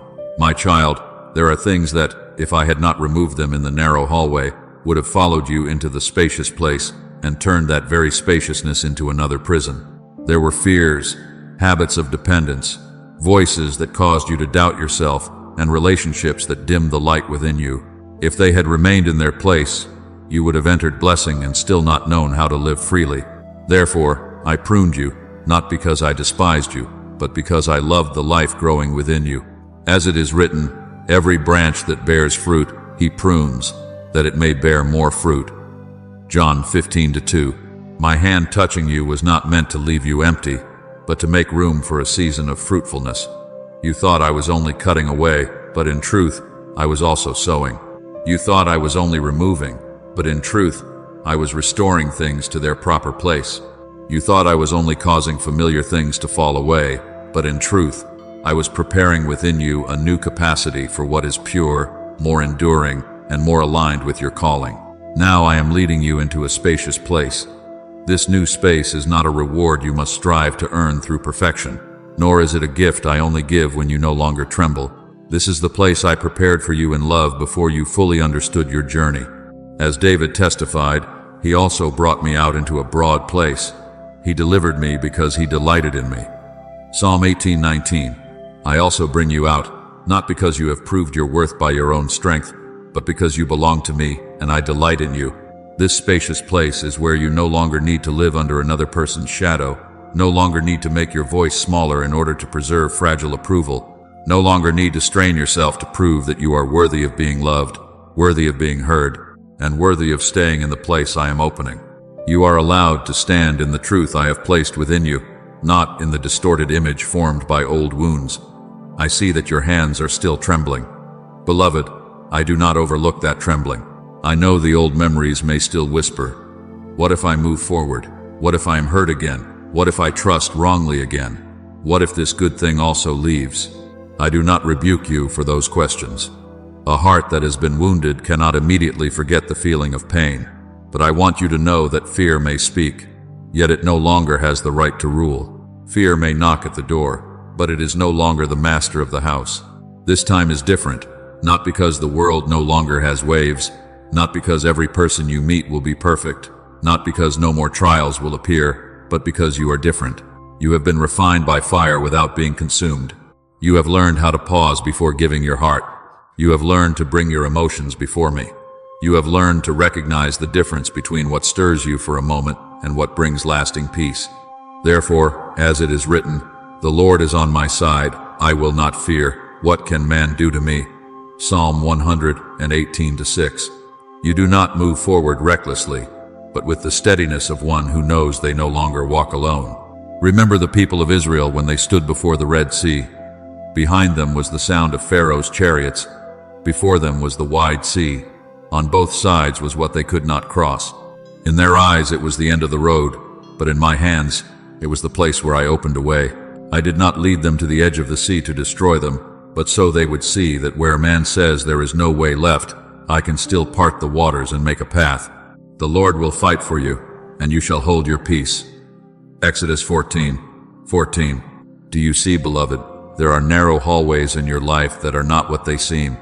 You thought you were being pressed in, but in truth, I was placing you before a new revelation. You thought there was no room left to breathe, but I was preparing a road that you would only understand when the waters parted. I never abandoned you in the narrow place. I was bringing you through it, and now, as you come into a spacious place, I am not only teaching you to step out, I am teaching you to remain in freedom without returning to old chains. Many were delivered from Egypt, yet still remembered the old pots of meat because their minds had not yet learned how to live in the land of freedom. I do not want that for you. I do not want you to step into the spacious place and then begin searching for familiar bondages simply because they once gave you a sense of safety. I do not want you to be set free and still bow your head before old voices, old fears, and old connections that no longer belong to this season. I am teaching you to live as one who has been rescued, not only escaping what was old, but learning to receive what is new with a heart that has been purified. Beloved child, what I have arranged before you is not merely a passing comfort, not merely a gentle emotion to make up for heavy days. I am placing within you a peace deeper than feeling. It is a peace that does not depend on who stays, who leaves, who understands you, or who does not understand you. It is peace anchored in my presence, which the world cannot create and cannot steal away. As my Son has spoken, peace I leave with you. My peace I give to you. Not as the world gives do I give to you. John 14:27. This peace is not the surface of water without wind, but the anchor that holds your soul even while the wind is still blowing. It does not make you weak in avoidance. It makes you gentle in strength, quiet in authority, and clear in every step. Therefore, do not fear the spacious place. Beloved, do not let the past teach you to doubt every door I open. Do not let old wounds convince you that even good things will break you. Walk slowly, but do not go backward. Be cautious, but do not close yourself off. Discern, but do not lose the tenderness I have placed within you. I brought you through the narrow hallway, not so that you would live forever in a defensive posture, but so that you could stand in the spacious place with a heart that is both wise and free. You do not need to prove that you are worthy of the place where I am bringing you. You only need to stay near me. Listen to me, follow me, and let my peace become the light beneath your feet. Trust me, in this new season, what I have pruned will bear fruit at the appointed time. What I have loosened will no longer bind your feet. What I have sown in tears will rise in life. You are not stepping into the spacious place as someone empty after loss, but as one prepared after purification. I held you in the narrow hallway, and I will also hold you in the open field. The hand that led you through the constricted place will not release you in the wide place. Lift up your head, my beloved child, for the light is no longer hidden as it once was. The road ahead is no longer measured by old fear, but by the faithfulness of the Father, the one who brought you out into a spacious place because he delighted in you. My beloved child, there are seasons in your life that you pass through without applause, without encouraging eyes upon you, and without anyone standing beside you to name the weariness you carry. There are stretches of road you walk as though moving through a fog, where every footprint you place is quickly covered by silence, where you begin to wonder whether your perseverance still holds any meaning. But hear me speak to you with the tenderness of a father. Not one of your steps has ever fallen outside my sight. What the world did not witness, I witnessed. What people did not acknowledge, I preserved. What you silently endured within your heart, I placed in the holy chamber of eternal memory. When you cried and did not want anyone to know, when you lowered your face and swallowed the ache rather than wound someone else, when you chose gentleness while your heart had every reason to turn to stone, I was nearer to you than you realized. As it is written, the Lord is close to the brokenhearted. Psalm 34:18.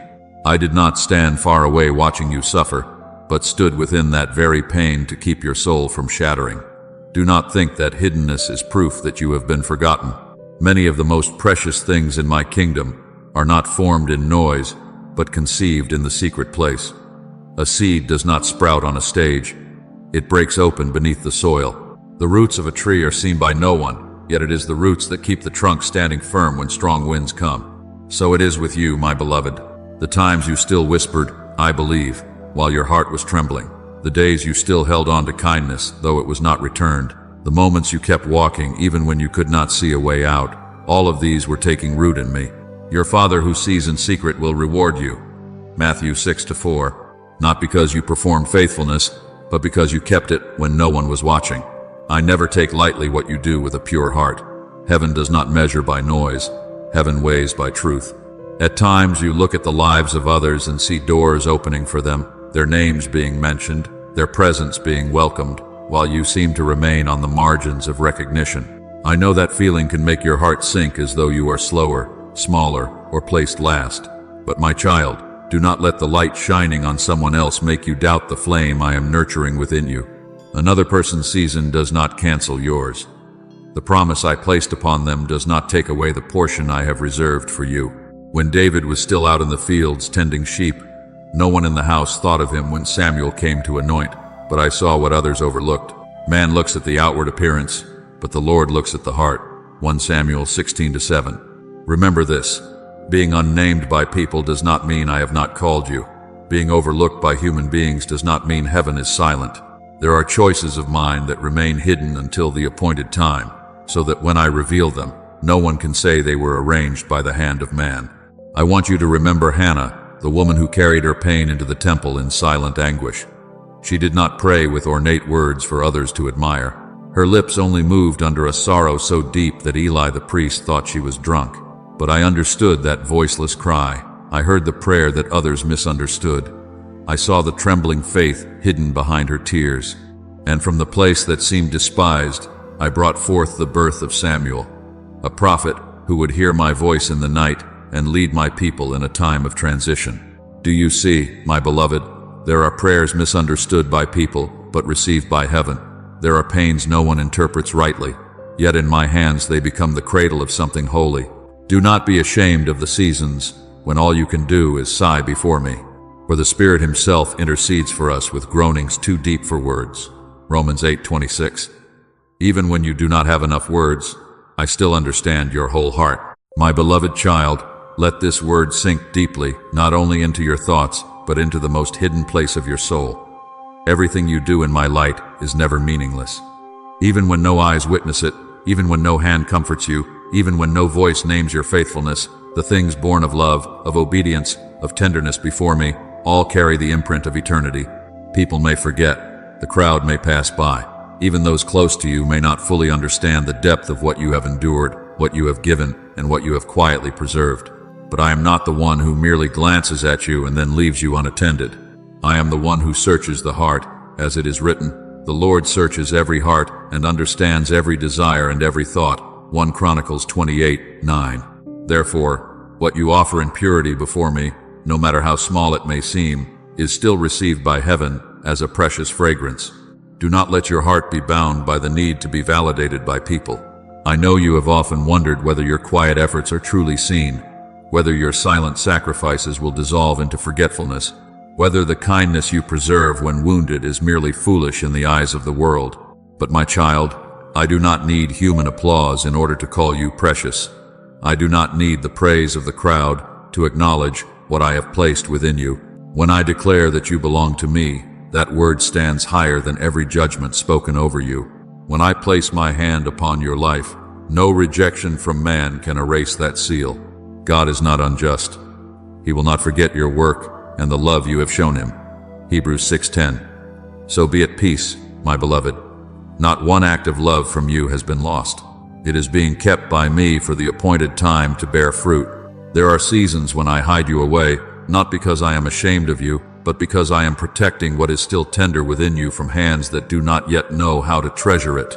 There are voices I have not yet allowed you to lift publicly, not because you have nothing to say, but because I am making your words cleaner, deeper, and steadier, so that when the time comes for you to speak, your words will not arise merely from emotion, but from a life I have trained. Remember John the Baptist, who grew in the wilderness before his voice rang out along the Jordan River. The wilderness was not the place of his rejection. It was the place where I prepared him to become the voice that made ready the way. As it is written, a voice of one calling in the wilderness, prepare the way for the Lord. Isaiah 40:3. Do you see, my beloved? A barren place can be where the calling is refined. Hiddenness can be the cradle of mission. Silence is not always absence. Sometimes silence is the holy chamber where I am restoring order within your soul. Therefore, do not be quick to call the unnoticed days empty days. In my kingdom, many great things are built with small stones no one counts. A prayer in the late hours of the night. A moment when you restrain your mouth from bitterness. A time when you choose forgiveness while the memory still hurts. A time when you continue to believe though your heart sees no sign of change. These things may not shake the world in the eyes of people, but they strengthen the foundation of your soul before me. Whoever is faithful with very little will also be faithful with much. Luke 16:10. Do not despise small acts done with a great heart. I often take what the world considers insignificant and use it to open what no one expected. Remember Ruth, my beloved? She did not enter history by way of a throne. She did not begin with a radiant announcement, nor was she celebrated by a crowd. She simply followed Naomi quietly, gleaning the leftover grain in the field, keeping covenant loyalty in a circumstance that could easily have caused someone to turn away. Yet on that ordinary field, I was weaving an extraordinary stream. Her hidden faithfulness brought her into the house of Boaz, then into the line of David, and ultimately into the genealogy of Christ. Do you see? One faithful choice in a small day can echo through many generations. When Ruth said, "Your people will be my people, and your God my God," Ruth 1:16, it was not merely the statement of a daughter-in-law. It was the yes of a soul recognized by heaven. So it is with you. Every time you choose faithfulness, when nothing is guaranteed, I am writing lines into your life that you cannot yet fully read today. Perhaps right now, you only see delay, but I see preparation. Perhaps you only hear silence, but I hear the sound of roots growing beneath the ground. Perhaps you only feel as though you have been placed behind, but I know exactly where I am positioning you.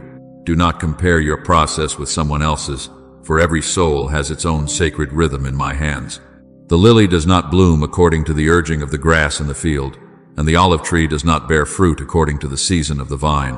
I have appointed your time with my wisdom. As it is written, He has made everything beautiful in its time. Ecclesiastes 3:11. If I have not yet revealed you, it means I am still completing what must be finished within you. If I have not yet opened that door, it means I am making your feet steady enough to walk through it without losing your soul. My beloved child, true peace begins when you stop trying to prove that you are worthy of love. You do not need to chase recognition in order to have value. You do not need to exhaust yourself to be called worthy. You do not need to raise your voice so loudly just so others will know you exist. I know you. I call you by name. I have held you within my gaze from before you even understood yourself. When the world questions you, return to the word I have spoken over you. When silence causes you to waver, remember that my sheep hear my voice. I know them, and they follow me. John 10:27. What makes you steady is not how many people understand you, but the fact that you know you are fully known by me. Therefore, remain in this holy rest, not the rest of surrendering in defeat, but the rest of a soul that knows it is being led. You do not need to rush to open doors I have not opened. You do not need to fight for a position I have not yet entrusted to you. You do not need to pull the light toward yourself by your own strength. When the appointed time comes, what I have placed within you will be revealed by grace, not by striving, just as the sun does not need to beg the dawn for permission to rise. You do not need to beg the world for permission to shine in the time I have appointed.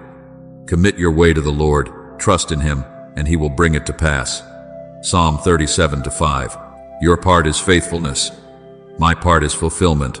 So today I place my hand upon the weary places within you and speak. Be at peace. I saw you when you were unseen. I heard you when no answer came. I remembered you when others forgot. You are not a wandering soul drifting through an undefined emptiness. You are a beloved child, called, kept, and covered within my covenant. My love for you does not change according to human recognition, does not diminish in seasons of silence, and does not withdraw in the days when your strength is faint. Keep walking, but walk in peace. Keep doing what is right, but do it with a gentle heart. Keep loving, but do not fear that you will be forgotten. For I am the one who remembers you with everlasting love, and in my sight you are always guarded, always cherished, and always mine, my beloved child. There will come a day when you no longer have to stand in the midst of life explaining who you are, no longer have to use weary words to prove that your heart is pure, no longer have to brace yourself beneath the weight of eyes that do not yet understand your story. I know there have been seasons when you wanted to speak up, not because you were proud, but because it hurt to be misunderstood, not because you craved attention, but because you simply longed for the truth within you to be seen fairly. But I say to you, let your hands release the work of defending your own name, for your name is safer in my hands than in all your efforts to justify yourself. Be still before the Lord and wait patiently for him. Psalm 37:7 is not a call into passivity, but an invitation into a higher trust, where your soul is no longer pulled along by the need to be understood by people immediately. There are truths that do not need you to shout loudly in order to remain true. There are works of mine within you that do not need a spotlight in order to carry weight. When I complete what I am building in your life, the fruit itself will speak on your behalf. The peace upon your face, the wisdom in your words, the gentleness in your responses, and the steadiness in your steps will become a testimony no one can deny. You do not need to display yourself, because I do not lift you up through hollow self-promotion. I cause what is true within you to mature, until others can no longer keep calling it coincidence. As my son said, by their fruits you will know them. Matthew 7:20. Therefore, what I have sown in you will be recognized, not by the sound of your own introduction, but by the harvest I cause it to produce. So when you step again into places that once remained silent about you, do not enter with resentment. Do not walk in as one who must demand back every fragment of recognition that was lost. Walk in as one who has been preserved by me through the fire, one whom I have taught that your worth does not rest in the mouths of others, one whose foundation I have restored in the hidden depths. The rooms that once did not call your name will no longer have the power to define you. The doors that once closed before you will no longer be the measure of your destiny. When I bring you back, I do not do so for you to triumph over others in pride, but so that my faithfulness may be seen through a soul that chose not to become bitter in a season of being overlooked. You prepare a table before me in the presence of my enemies. Psalm 23:5. But that table is not set, so you may take revenge. It is set to prove that my hand was still nourishing you, even when others thought you had been forgotten. Remember Joseph, my beloved? When he was young, he saw dreams that even his own family could not accept. He was thrown into a pit, sold away, falsely accused, imprisoned, and there were long years when the promise seemed buried beneath the dust of injustice. Yet through all those years, I never lost sight of him. I did not need Joseph to go from place to place, explaining that he was innocent, that he had a calling, that he had been treated wrongly. I allowed time, wisdom, circumstance, and famine to become witnesses. On the day he was brought before Pharaoh, what I had placed within him became necessary for an entire nation. When he met his brothers again, Joseph did not stand as a man seeking revenge, but in holy understanding. You intended to harm me, but God intended it for good. Genesis 50:20. Do you see? There are places where the pit seems to be the end of the story, but in my hands, the pit is only an opening chapter of a greater lifting. I know the whisper that has tried to wear you down. It does not always come loudly. Often it comes softly, steadily, and subtly. It says that you do not matter. It says your obedience changes nothing. It says your quiet prayers only dissolve into the empty air. It says that if no one sees, then what you do has no value. But my child, discern that voice from mine. My voice will never make you despise faithfulness. My voice will never cause you to feel ashamed, because you have loved, endured, forgiven, and trusted. My voice may correct you, but it always leads you back to life. The voice of deception makes you shrink, doubt, grow bitter, and want to abandon what is holy. As it is written, "The thief comes only to steal and kill and destroy. I have come that they may have life and have it abundantly." John 10:10. If a voice is stealing hope from you, killing purity within you, and destroying your trust in me, then you must know this: it is not the voice of the Father who loves you. Do not let darkness convince you that your light is insignificant simply because it has not yet been placed on a lampstand. A lamp in a hidden night still drives back the darkness around it. A prayer no one hears still reaches my throne. A righteous choice made in private still strengthens your soul. Darkness fears these things because it knows that hidden obedience is the soil where I sow the most enduring transformations. It wants you to give up before the seed breaks open. It wants you to despise the season of sowing so that you will never step into the season of harvest. But I say to you, let us not grow weary in doing good, for at the proper time we will reap a harvest if we do not give up. Galatians 6-9. Your harvest does not come according to the urgency of fear, but according to the wise timing of my hand. Therefore, when you are misunderstood, let your heart lean on me before you try to correct everything others think. When you are forgotten, let my presence remind you that you are still remembered with everlasting love. When no one acknowledges the good you have done, offer it to me as an unmixed sacrifice. You do not need to turn your life into a courtroom where you must constantly present evidence to prove your uprightness. I am the one who bears witness for you. I know what happened in rooms no one saw. I know the motives behind your actions. I know the battles you have won that no one called victories. The Lord will fight for you. You need only to be still. Exodus 14:14. And that stillness is not weakness.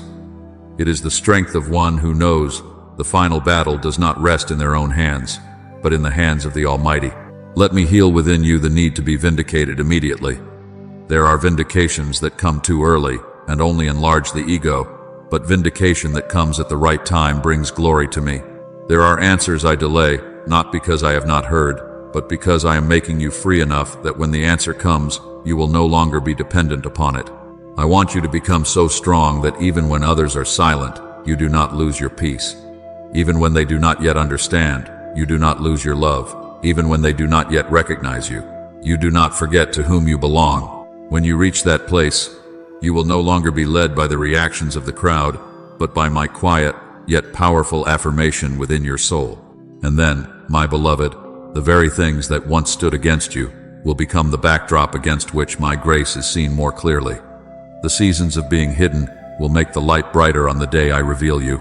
The misunderstandings that once wounded you will no longer have enough power to define you, because you will carry a peace that cannot be fabricated.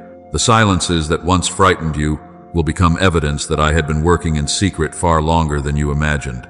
When the time comes, you will not need to lift yourself up, because I know how to place you in the right place, at the right time, and in the right way. Not so that you may be exalted, but so that my faithfulness may be seen. Only my hand could preserve a soul through so many trials, and still leave it tender, pure, and full of hope. So today, rest in me. Do not fight lies by throwing yourself into endless proving. Resist them by remaining in the truth. The truth is that you are loved by me. The truth is that what you do in me is never lost. The truth is that I am writing a story greater than what you can see. The truth is that silence is not a sign that I am absent. Often it is the space I use to complete the deepest works. Keep your heart pure, keep your steps gentle, and keep your eyes fixed on me. One day you will look back and understand that I was never late, never forgetful, and never neglectful. I was only making all things complete, so that when your story is opened, it will not speak only of you, but will resound. My beloved child, listen with a soul that has ceased from haste, for I am placing within you a deeper understanding of how I uphold what belongs to me. There will come a day when you no longer have to stand before cold gazes explaining who you are, no longer have to use words to prove that you have value, no longer have to try to pull the attention of the world toward yourself, as though your existence is only confirmed when someone sees you. I did not create you to live by the applause of man, nor did I create you to exhaust yourself in the race for recognition. I am the one who called your name before the world knew you. I am the one who saw what I placed within you before you fully understood it yourself. And when the time I have appointed arrives, I will not need to display you through noise, but will cause the fruit in your life to ripen until no one can deny that my hand is upon you. As it is written, he who began a good work in you will carry it on to completion until the day of Christ Jesus. Philippians 1-6. What I began in you will not be left unfinished, will not be buried, and will not be erased by anyone's silence. Therefore, do not fear the places that once said nothing about you. Do not let the rooms that once overlooked you become wounds that govern your soul. Do not let the people who once failed to recognize you cause you to doubt my choosing. There will be a time when those very places that once remained silent become the places where my faithfulness resounds most clearly, not so that you may enter with pride. When I bring you back into spaces that once did not know how to receive you, I do not do so for you to answer with bitterness, but so the light within you may testify that I have healed, built, refined, and made you steadier than before. For all those who exalt themselves will be humbled, and those who humble themselves will be exalted. Luke 14:11. Not with the empty exaltation of the world, but with the holy lifting that comes from my hand, placing you in the right position without causing your soul to lose its purity. You do not need to turn your life into a constant courtroom where you must stand and present evidence to defend your uprightness. I know what happened. I know the words others spoke unfairly. I know the moments when you were misunderstood while your heart only wanted to do what was right. I know the times you chose silence, not because you were weak, but because you did not want to sow more wounds. And I also know the times when you wanted to defend yourself, wanted to make things clear, wanted to prove that you were not what others thought. But my beloved, there are battles that, if you enter them by yourself, will cost you your peace before you ever reach justice. Yet if you entrust them to me, I will use circumstances, timing, outcomes, and harvest to bear witness for you. The Lord will fight for you. You need only to be still. Exodus 14:14. This does not mean you are forced into powerless silence. It means you are invited to place the burden of vindication into the hands of the one who never judges wrongly. Remember Moses, my beloved.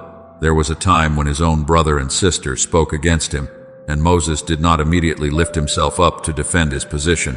Scripture says that he was very humble, more than anyone else on the face of the earth. And I myself called Aaron and Miriam forward to judge what they had spoken. Moses did not need to build a monument for himself because I bore witness for him. With him I speak mouth to mouth. Numbers 12:8. Do you see? There are those whom I defend not because they argue better, but because they know how to keep their hearts in humility when they are wounded. I do not forget the one who guards their mouth from bitterness. I do not abandon the one who chooses to entrust their reputation to me. And when I rise to bear witness, that testimony carries more weight than every defense you could ever speak for yourself. Yet I know that another voice has tried to slip into you. It does not always roar. Many times it only whispers very softly, but repeats itself for a long time. It tells you that no one sees you. It tells you that your obedience changes nothing. It makes you look at your hidden sacrifices as though they were dust slipping through your fingers. It causes you to wonder whether your kindness is foolish, whether your patience is useless, whether the light you are trying to keep is too small against a night so thick. But I say to you, discern that voice. It is not mine.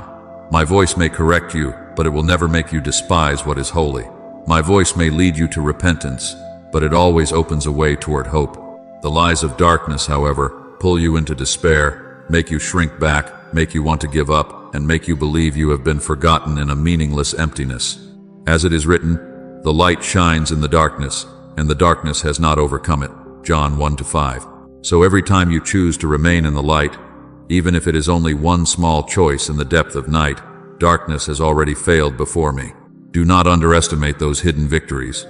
There are victories that are not announced with silver trumpets, yet they are recorded in eternity. The time you did not answer with bitterness when provoked, that was a victory. The time you prayed for someone who once hurt you, that was a victory. The time you continued doing what was right when no one praised you, that was a victory. The time you did not allow misunderstanding to turn you into a hardened person, that was a victory. Do you think these things are small? No, my beloved, they are the quiet stones building the temple within you. Let us not grow weary in doing good, for at the proper time we will reap a harvest if we do not give up. Galatians 6-9. The season of sowing is often quiet, but the harvest will have its own voice. The seed makes no noise while it lies in the soil. But when the tree blossoms, no one can still say that the ground was empty. I want you to understand that the silence before was not always absence. Sometimes it was the space I used to shape your story more completely. If everything had been explained too soon, you might have received a little relief but not learned deep freedom. If everyone had recognized you immediately, perhaps you would have leaned on their voices more than mine. If every misunderstanding had been resolved in a single moment, you might not have had time to learn that your identity does not rest in the mouths of others. Therefore, in my wisdom, there are times when I allow the silence to continue, not to wound you, but to cut off your dependence on outward validation. I am teaching you to stand firm beneath my gaze before you step into places filled with the eyes of people. Then, when my season comes, the witnesses I have prepared will not need to speak with noisy words. Your maturity will testify. Your peace will testify. The doors that open at the right time will testify. The results born from faithfulness will testify. Those who once remained silent may see what they did not see before, but by then, your heart will no longer hunger for recognition as it once did. You will not need them to bow their heads in order for you to feel that you have won. You will simply know quietly that I have been faithful, and that is true freedom. When vindication comes, yet your heart is no longer controlled by it. When recognition appears, yet you still keep your humility when others finally see. When you do not forget that I saw you long before anyone else did. Therefore, my beloved child, guard your heart from bitterness, for bitterness will turn your season of waiting into a prison. Guard your mouth from words born out of woundedness, for not every true word needs to be spoken while the soul is still unsettled. Keep your eyes fixed on me, for only in my gaze will you remember who you are. You are not forgotten. You are not invisible in my story. You are a beloved child being taught, trained, uncovered, and prepared. When you no longer need to prove yourself by your own strength, you will begin to walk in the gentle authority of one who knows they belong to me. Today, I place peace upon the places within you that were once wearied by lies. I pour light over the corners of your heart that once doubted whether your obedience was useless. I remind you once again, what is done in me will not be lost. What you sow with tears will not be forgotten.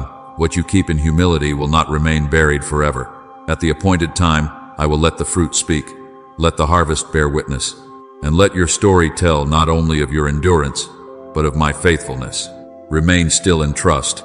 Not still because you are afraid, but still because you know that the one who fights for you has never lost a battle. I am with you. I see you. I keep you. And the light I have placed within you will continue to shine until every darkness must retreat before my glory. My beloved child, do not despise the things you think are small simply because no one sees them. In my kingdom, it is not always the loudest thing that carries weight, and it is not only what many people know about that is called precious. There are prayers that have not yet become words, only trembling within your chest, yet I have heard them fully. There are lines you have written in silence, thinking they may never touch anyone, yet I have read them as an offering from the hidden depths of your soul. There are sighs you have released in the night, when you no longer had strength to arrange them into words. But to me, those sighs did not dissolve into emptiness. They rose before me. Do you think I only hear strong, fluent prayers filled with faith? No, my beloved, I also hear broken prayers, choked sobs and silences where tears have spoken in place of your mouth. As it is written, before they call, I will answer.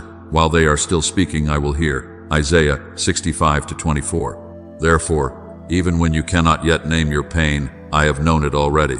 There are times when you only whisper within your heart, I am so tired, and immediately afterward, you condemn yourself as though that weariness were proof that your faith is weak, that you are not strong enough, that you have disappointed me. But I do not see you that way. I am not a father who loves you only when you stand upright, who draws near only when you speak beautiful words, who is pleased only when you hide the fractures within your heart. I am the one who upholds you when your knees tremble. I am the one who sits near you in the hours when you no longer know how to pray. The Lord upholds all who fall and lifts up all who are bowed down. Psalm 145:14. So, when you are weary, come closer to me. Do not run away. Your weakness does not push me away. It opens a place for my tenderness to touch you more deeply. I want you to understand this. I remember the times you grew weak, yet still did not let go, not to condemn you for being weak, but to honor the perseverance you chose in the midst of that weakness. There is a beautiful faithfulness in the one who keeps walking even when their feet are in pain. There is a precious kind of faith in the one who still lifts their eyes to me when their heart no longer feels the light. There is a sacred fragrance in the one who remains tender when life has given them enough reasons to become bitter. People may only see the moment you slowed down, but I see the whole battle you overcame in order to still be here. Others may hear you say very little, but I know how many times behind that silence you held yourself back from collapsing. God will not forget your work and the love you have shown him. Hebrews 6:10. So the things you quietly endure and trust are not omitted from my holy memory. Remember Elijah, my beloved? He once stood on Mount Carmel and saw fire fall from heaven, saw my power revealed mightily before the eyes of the people. But soon after, he ran into the wilderness in deep exhaustion, sat beneath a broom tree, and said he no longer wanted to go on. I did not rebuke him with a cold voice. I did not tell him to be strong immediately. I sent an angel to touch him, to give him bread and water so he could eat, rest, and only then continue the journey. Do you see? There are times when what the soul needs first is not a rebuke but my care. The angel of the Lord came back a second time and touched him and said, "Get up and eat, for the journey is too much for you." 1 Kings 19:7. I say the same to you. Receive my sustaining help, for you were not created to walk this whole road by your own strength. And my child, do not think that among the countless prayers rising from the earth, your voice is lost. I do not hear humanity as an anonymous crowd. I hear each child with a distinct and personal love. You are not swallowed up in the multitude, not lost among millions of sorrows, not pushed to the back because someone else seems more urgent, more worthy, or stronger. Your name is not dim before my eyes. Your history is not faint in my hands. I know every season you have passed through, everything you have lost, every dream you buried because you thought there was no hope left. As it is written, I have called you by name, you are mine. Isaiah 43:1. When I call your name, it is not a vague or general call. It is the intimate recognition of the one who formed you and still holds you. Perhaps you have often felt left behind, as though others have entered their season while you are still standing before a door that has not opened. You see promises seemingly come to others more quickly. Answers seemingly fall into their hands more easily, while your portion still feels delayed. But I say to you, what looks delayed is not abandoned. There are things I have not yet given because I am making them fuller. There are doors I have not yet opened because I am preparing both you and the place you will enter. There are promises that have not yet taken shape, not because they have died, but because they are being nourished in the hidden place of my timing. He has made everything beautiful in its time. Ecclesiastes 3:11. So let your heart rest in my wisdom instead of wounding itself with the clock of man. I have engraved you on the palms of my hands. My beloved, that means you are not merely remembered in passing, not mentioned only for a moment, not a thought that moves briefly across my heart. You are nearer to me than you realize. When you feel forgotten, I am still looking upon you. When you think your prayer has not reached heaven, it is already before me. When you imagine that the current of life has pushed you to the margins, I am still holding you at the center of my care. I have engraved you on the palms of my hands. Isaiah 49:16 is not a vague comfort, it is a covenant word. What is engraved in my hands is not erased by time, not blurred by mistakes, not lost in the dark season of night. You may forget yourself in weariness, but I do not forget you. Therefore, learn to look at the things that have not yet come with eyes of trust. What you have not yet received is not necessarily something denied. What you have not yet seen does not mean I have not been working. What has not reached your hands today may be taking shape in a fullness that your present vision cannot yet fully comprehend. Just as Abraham had to pass through long years between the promise and the birth of the child, you too have spaces between what I have spoken and what you are able to see. But that space is not where the promise dies. It is where faith matures. Abram believed the Lord, and he credited it to him as righteousness. Genesis 15:6. I am not only concerned with bringing you to the reward, I am also forming within you a heart that knows how to trust me even when the reward is not yet in your hands. So today, when you feel small, remember that I do not measure you by your feelings. When you feel weary, remember that I do not draw away from the brokenhearted. When you feel slower than others, remember that I never mistake the timing. And when you have only enough strength left to sigh, let that sigh become the simplest prayer. Father, please keep me. I will keep you. I will lift you. I will complete what I have begun. Wait a little longer, not in despair, but in peace. Not because you have been left behind, but because I am preparing something greater than what you could imagine for yourself. You are not drifting. You are not forgotten. You are not erased from my story. You are the child I love with everlasting love, the one I remember with unchanging faithfulness, and the one I hold in a palm that no power can open to steal you away from me. My beloved child, let me speak to you with tenderness, but also with deep truth. Not every closed door is an obstruction, and not every season of waiting is a sign that you have been forgotten. There are things I withhold, not because I want to hurt you, but because I love you too much to give you something that could cause your soul to break under its weight before you are ready to carry it. If I placed you in a spacious place while your inner foundation was still trembling, that very spacious place would become dangerous ground. If I allowed the light of people to shine on you too early, before you had learned how to remain in my light, praise could become a chain. Recognition could become a distorted mirror, and what you once called a blessing could quietly draw you away from my presence. Therefore, do not resent the hidden seasons. Do not see them as a prison. See them as the place where I nurture you, cover you, restore the rhythm of your heart, and teach you that the most precious thing is not to be seen by people, but to be near me in truth. Whoever dwells in the secret place of the Most High will rest in the shadow of the Almighty. Psalm 91:1. And that secret place is not where you are forgotten, it is where you are covered. I know you have longed to step out, longed for what is within your heart to be recognized, and wondered why doors seem to open for others while they open slowly for you. But my child, I am not only preparing the place you will enter, I am preparing you for that place. I am not only concerned with whether an opportunity is given to you, I am concerned with whether you will still keep your soul pure when that opportunity comes. There are people who ask to be lifted up, but when they are lifted up, their hearts lose their tenderness. There are people who ask to be used in great ways, but when they are seen, they forget the hand that raised them from the low place. I do not want that to happen to you.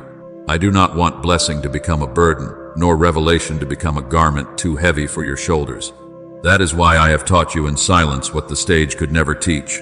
How to worship when no one hears, how to be faithful when no one praises, how to rejoice in me when there is no outward sign, and how to say with your whole soul, Father, as long as I have you, I still have enough.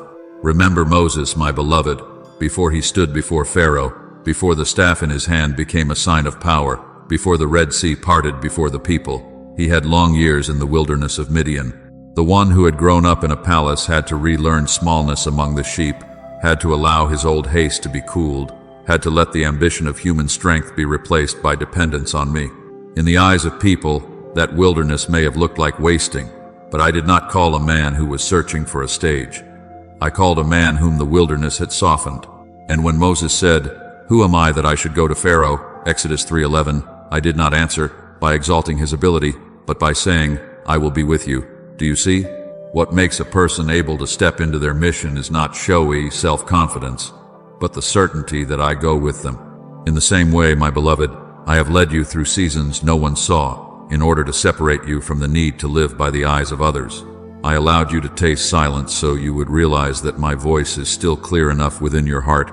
I let you pass through days when your name was not called so you would understand that your identity does not rest in the mouth of the crowd. I allowed certain things to slow down so you would learn not to mistake delay for rejection. Truly, my soul finds rest in God. My salvation comes from Him. Psalm 62:1. That word is not merely a sacred hymn. It is the rock I am placing beneath your feet. When your soul knows how to rest in me, you will no longer be tossed back and forth by applause or silence, by praise or criticism, by open doors or closed doors. You will stand firm, not because circumstances have become easier, but because your roots have grown deeper in me. And now, as you begin to stop chasing the light of people and seek the light of my face instead, as you no longer beg to be seen at any cost, but only long to be near me in truth, as you have learned faithfulness in ordinary days, this is the very sign that a new movement is drawing near. I do not lift up the one who is still controlled by being lifted up. I do not entrust great things to a heart that still regards the gift as greater than the giver. But when you have learned to bow before me in the secret place, when you have learned to surrender back to me even the things you once desired most, when you can place your hand upon your dream and say, Father, if this does not keep me close to you, then keep me from it. Then you have entered a new depth of maturity. Humility comes before honor, Proverbs 15:33, and that humility does not make you smaller, it makes you spacious enough to carry what I am about to entrust to you without losing yourself. The season of transition has begun, my beloved, but it does not always come with thunder shaking the heavens. Often, my shifting comes like dawn. It does not tear the night apart in a single moment, but gently lays light upon the earth in layers. At first, there is only a thin brightness at the horizon, and then, little by little, darkness loses its right to rule, not because it is argued with, but because the light keeps increasing. You may not yet see everything with your natural eyes, but your soul has already sensed it. The atmosphere is changing, the rhythm is different. The things that once felt heavy are gradually losing their weight, and the places that once seemed closed are beginning to tremble before my command. The path of the righteous is like the morning sun, Proverbs 4:18. You do not need to force the dawn to come faster. You only need to stand facing the light and trust that I know how to cause the new day to rise. Do not be afraid if in this season of transition you feel both hopeful and trembling. That is natural when a soul moves from hiddenness into revelation. You have grown accustomed to the quiet shadows, so when the light begins to touch you, you may not be sure how to stand. But I will teach you. I will not bring you into a new place and leave you to manage it with old strength. I will go before you to open the way, behind you to guard you, and within you to keep your peace. Remember Joshua standing before the Jordan River. He could not use Moses' former experience to cross by an old method. He had to listen for new instruction for a new time. When the priests placed their feet in the water, the river parted. There are pathways that open only when you step forward in obedience. Be strong and courageous. Do not be afraid. Do not be discouraged, for the Lord your God will be with you wherever you go. Joshua 1-9. Your courage does not lie in knowing every detail, but in knowing that I am with you. Therefore, keep your heart tender as the light increases. Do not let the season of revelation awaken old desires to be praised, to prove yourself, or to be placed above others. If I bring you forth, it is not so you may become the center of admiration, but so your life may become a window through which others can see my faithfulness. If I open a door, it is not so you may build a tower for your own name, but so you may enter into service with a heart that has been purified. If I allow fruit to appear, it is not so you may forget the roots, but so you may become even more grateful for the hidden place that caused you to grow. Let the one who boasts boast in the Lord. 1 Corinthians 1:31. When you remember this, being lifted up will not make you proud. It will draw you into deeper worship. I want you to be at peace with what is taking place in the unseen realm around your life. Not every sign of change comes through great events. Sometimes change begins with a lightness in your heart that you did not have before, a clarity in your mind, a separation from an old fear, an ability to say no to what once pulled you down, a renewed desire to pray, a small but persistent faith rising from ground that had once been dry. That is my dawn within you. That is the sign that I am setting right what was out of order, renewing your strength, and preparing you to cross a threshold you were not yet steady enough to enter before. Do not despise these quiet movements, for many great deliverances begin with a very small turning within the heart. So, my beloved child, remain nearer to me than ever before. Do not run ahead of the light. Do not draw back because you fear the light. Walk with me in the rhythm I have set. What I am doing does not need you to force it, nor does it need you to build it up by yourself. What comes from me will carry the mark of peace, purity, and right timing. Let me continue strengthening the inner places of your life, so that when the outer things change, you will not be swept away. Let me continue teaching you the joy of the secret place, so that when public joy comes, you will still know where your source is.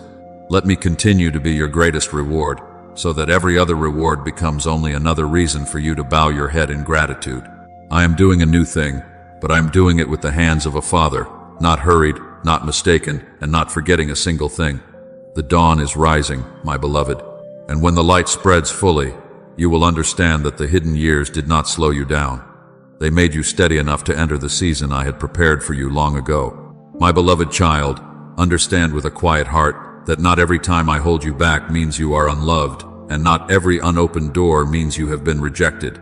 There are things you sincerely desire, but if I gave them too soon, those very things could become a weight that causes your soul to stagger. If I placed you beneath the gaze of many people, while the deep places within you still needed healing, that light would no longer remain a pure blessing, but could become a pressure that makes you strain simply to survive.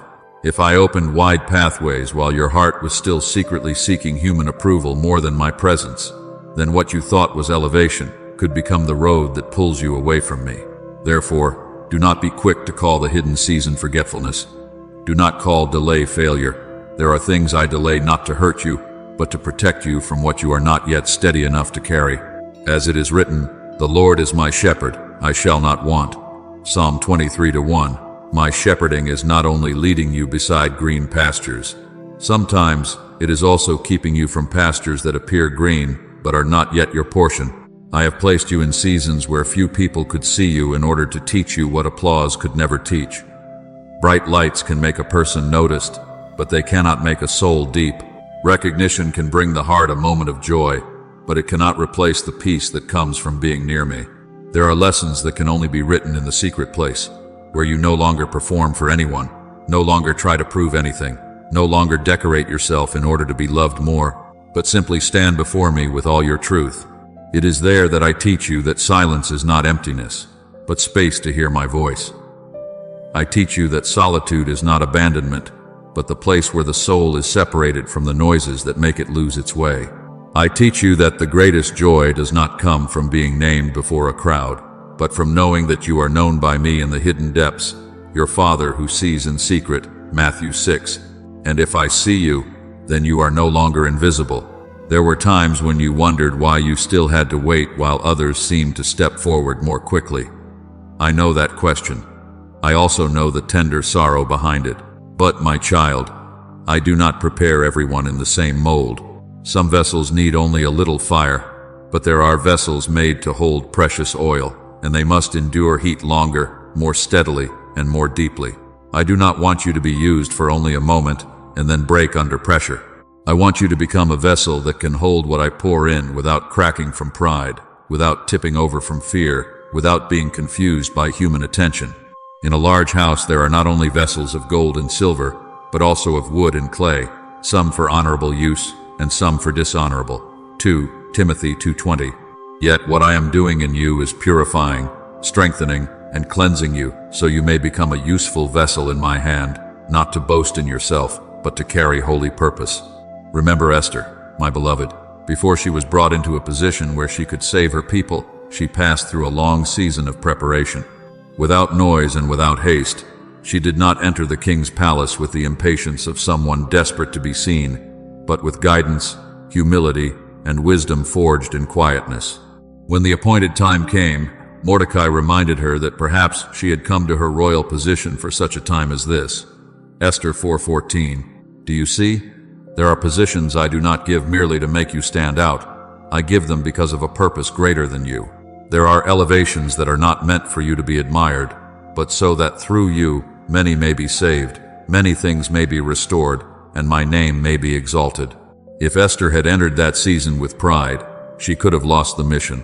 But because she knew how to fast, how to listen, and how to act at the right time, what had been hidden within her became an instrument of deliverance in my hand. In the same way, my beloved, I have taught you to remain in the secret place, so that the stage will not distort you. I have allowed you to pass through days when no one called your name, so that when your name is mentioned, your heart will not treat it as the source of your life. I have let you experience sufficiency in me, so that when you receive other gifts, you will not worship the gift instead of the giver. I have touched the places in your heart that once longed to prove yourself, that once ached from not being recognized, that once feared being left behind, so you could say with sincerity, Father, if I have you, I still have the best portion. Just as Mary sat at the Lord's feet to listen to his word and was told that she had chosen the better part, Luke 10:42, I am leading you to that same place where my presence becomes an inheritance greater than everything that can be seen. And precisely when you stop chasing the light of people, I begin to make you more ready for the light I give, when you no longer beg the world to recognize you, but only long to walk nearer to me. when you no longer use busyness to prove your worth, but know how to remain in quiet obedience, when you no longer see being lifted up as the only evidence that I love you, but know that my love is already complete, even on the day you are hidden, that is when something within you has changed. I can only lift up the one who is no longer intoxicated by being lifted. I can only entrust more to the one who has learned that gifting is not greater than presence. An open door is not more precious than my voice, and success can never replace holiness. Humility comes before honor. Proverbs 18:12. So the humbling you learned in the secret place does not diminish you. It prepares you to receive without being destroyed. Now the season of transition has begun, but do not look for it only in loud sounds. Often the deepest things I do come very gently. My light is touching your life layer by layer. Perhaps outwardly there are still things that have not changed, but inwardly you no longer respond as you once did.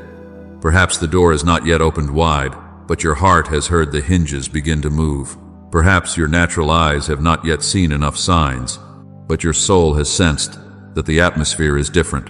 A lightness where there used to be heaviness, a clarity where there used to be fog, a strange peace where there used to be anxiety. The path of the righteous is like the light of dawn, Proverbs 4:18. You do not need to force the light to come faster. You only need to stand firm in the direction I am leading. Do not fear that quiet change. Do not doubt it simply because it does not yet look dramatic. I do not always announce a new season with thunder. Sometimes I begin by changing the appetite of your soul, causing you to no longer crave the things that once distracted you. Sometimes I begin by lifting the heaviness from an old memory. Sometimes I begin by giving you the courage to say no to something that once kept you small. Sometimes I begin with a simple prayer, returning to your lips after many dry days. These signs are not small before me. They are the first movements of a new season. When Elijah sent his servant to look toward the sea, at first there was only a cloud as small as a man's hand. Yet from that small sign, a great rain came after a long drought. 1 Kings 18:44. So it is with you. Do not despise the small cloud in your life. What begins small in my hand can become a rain of restoration.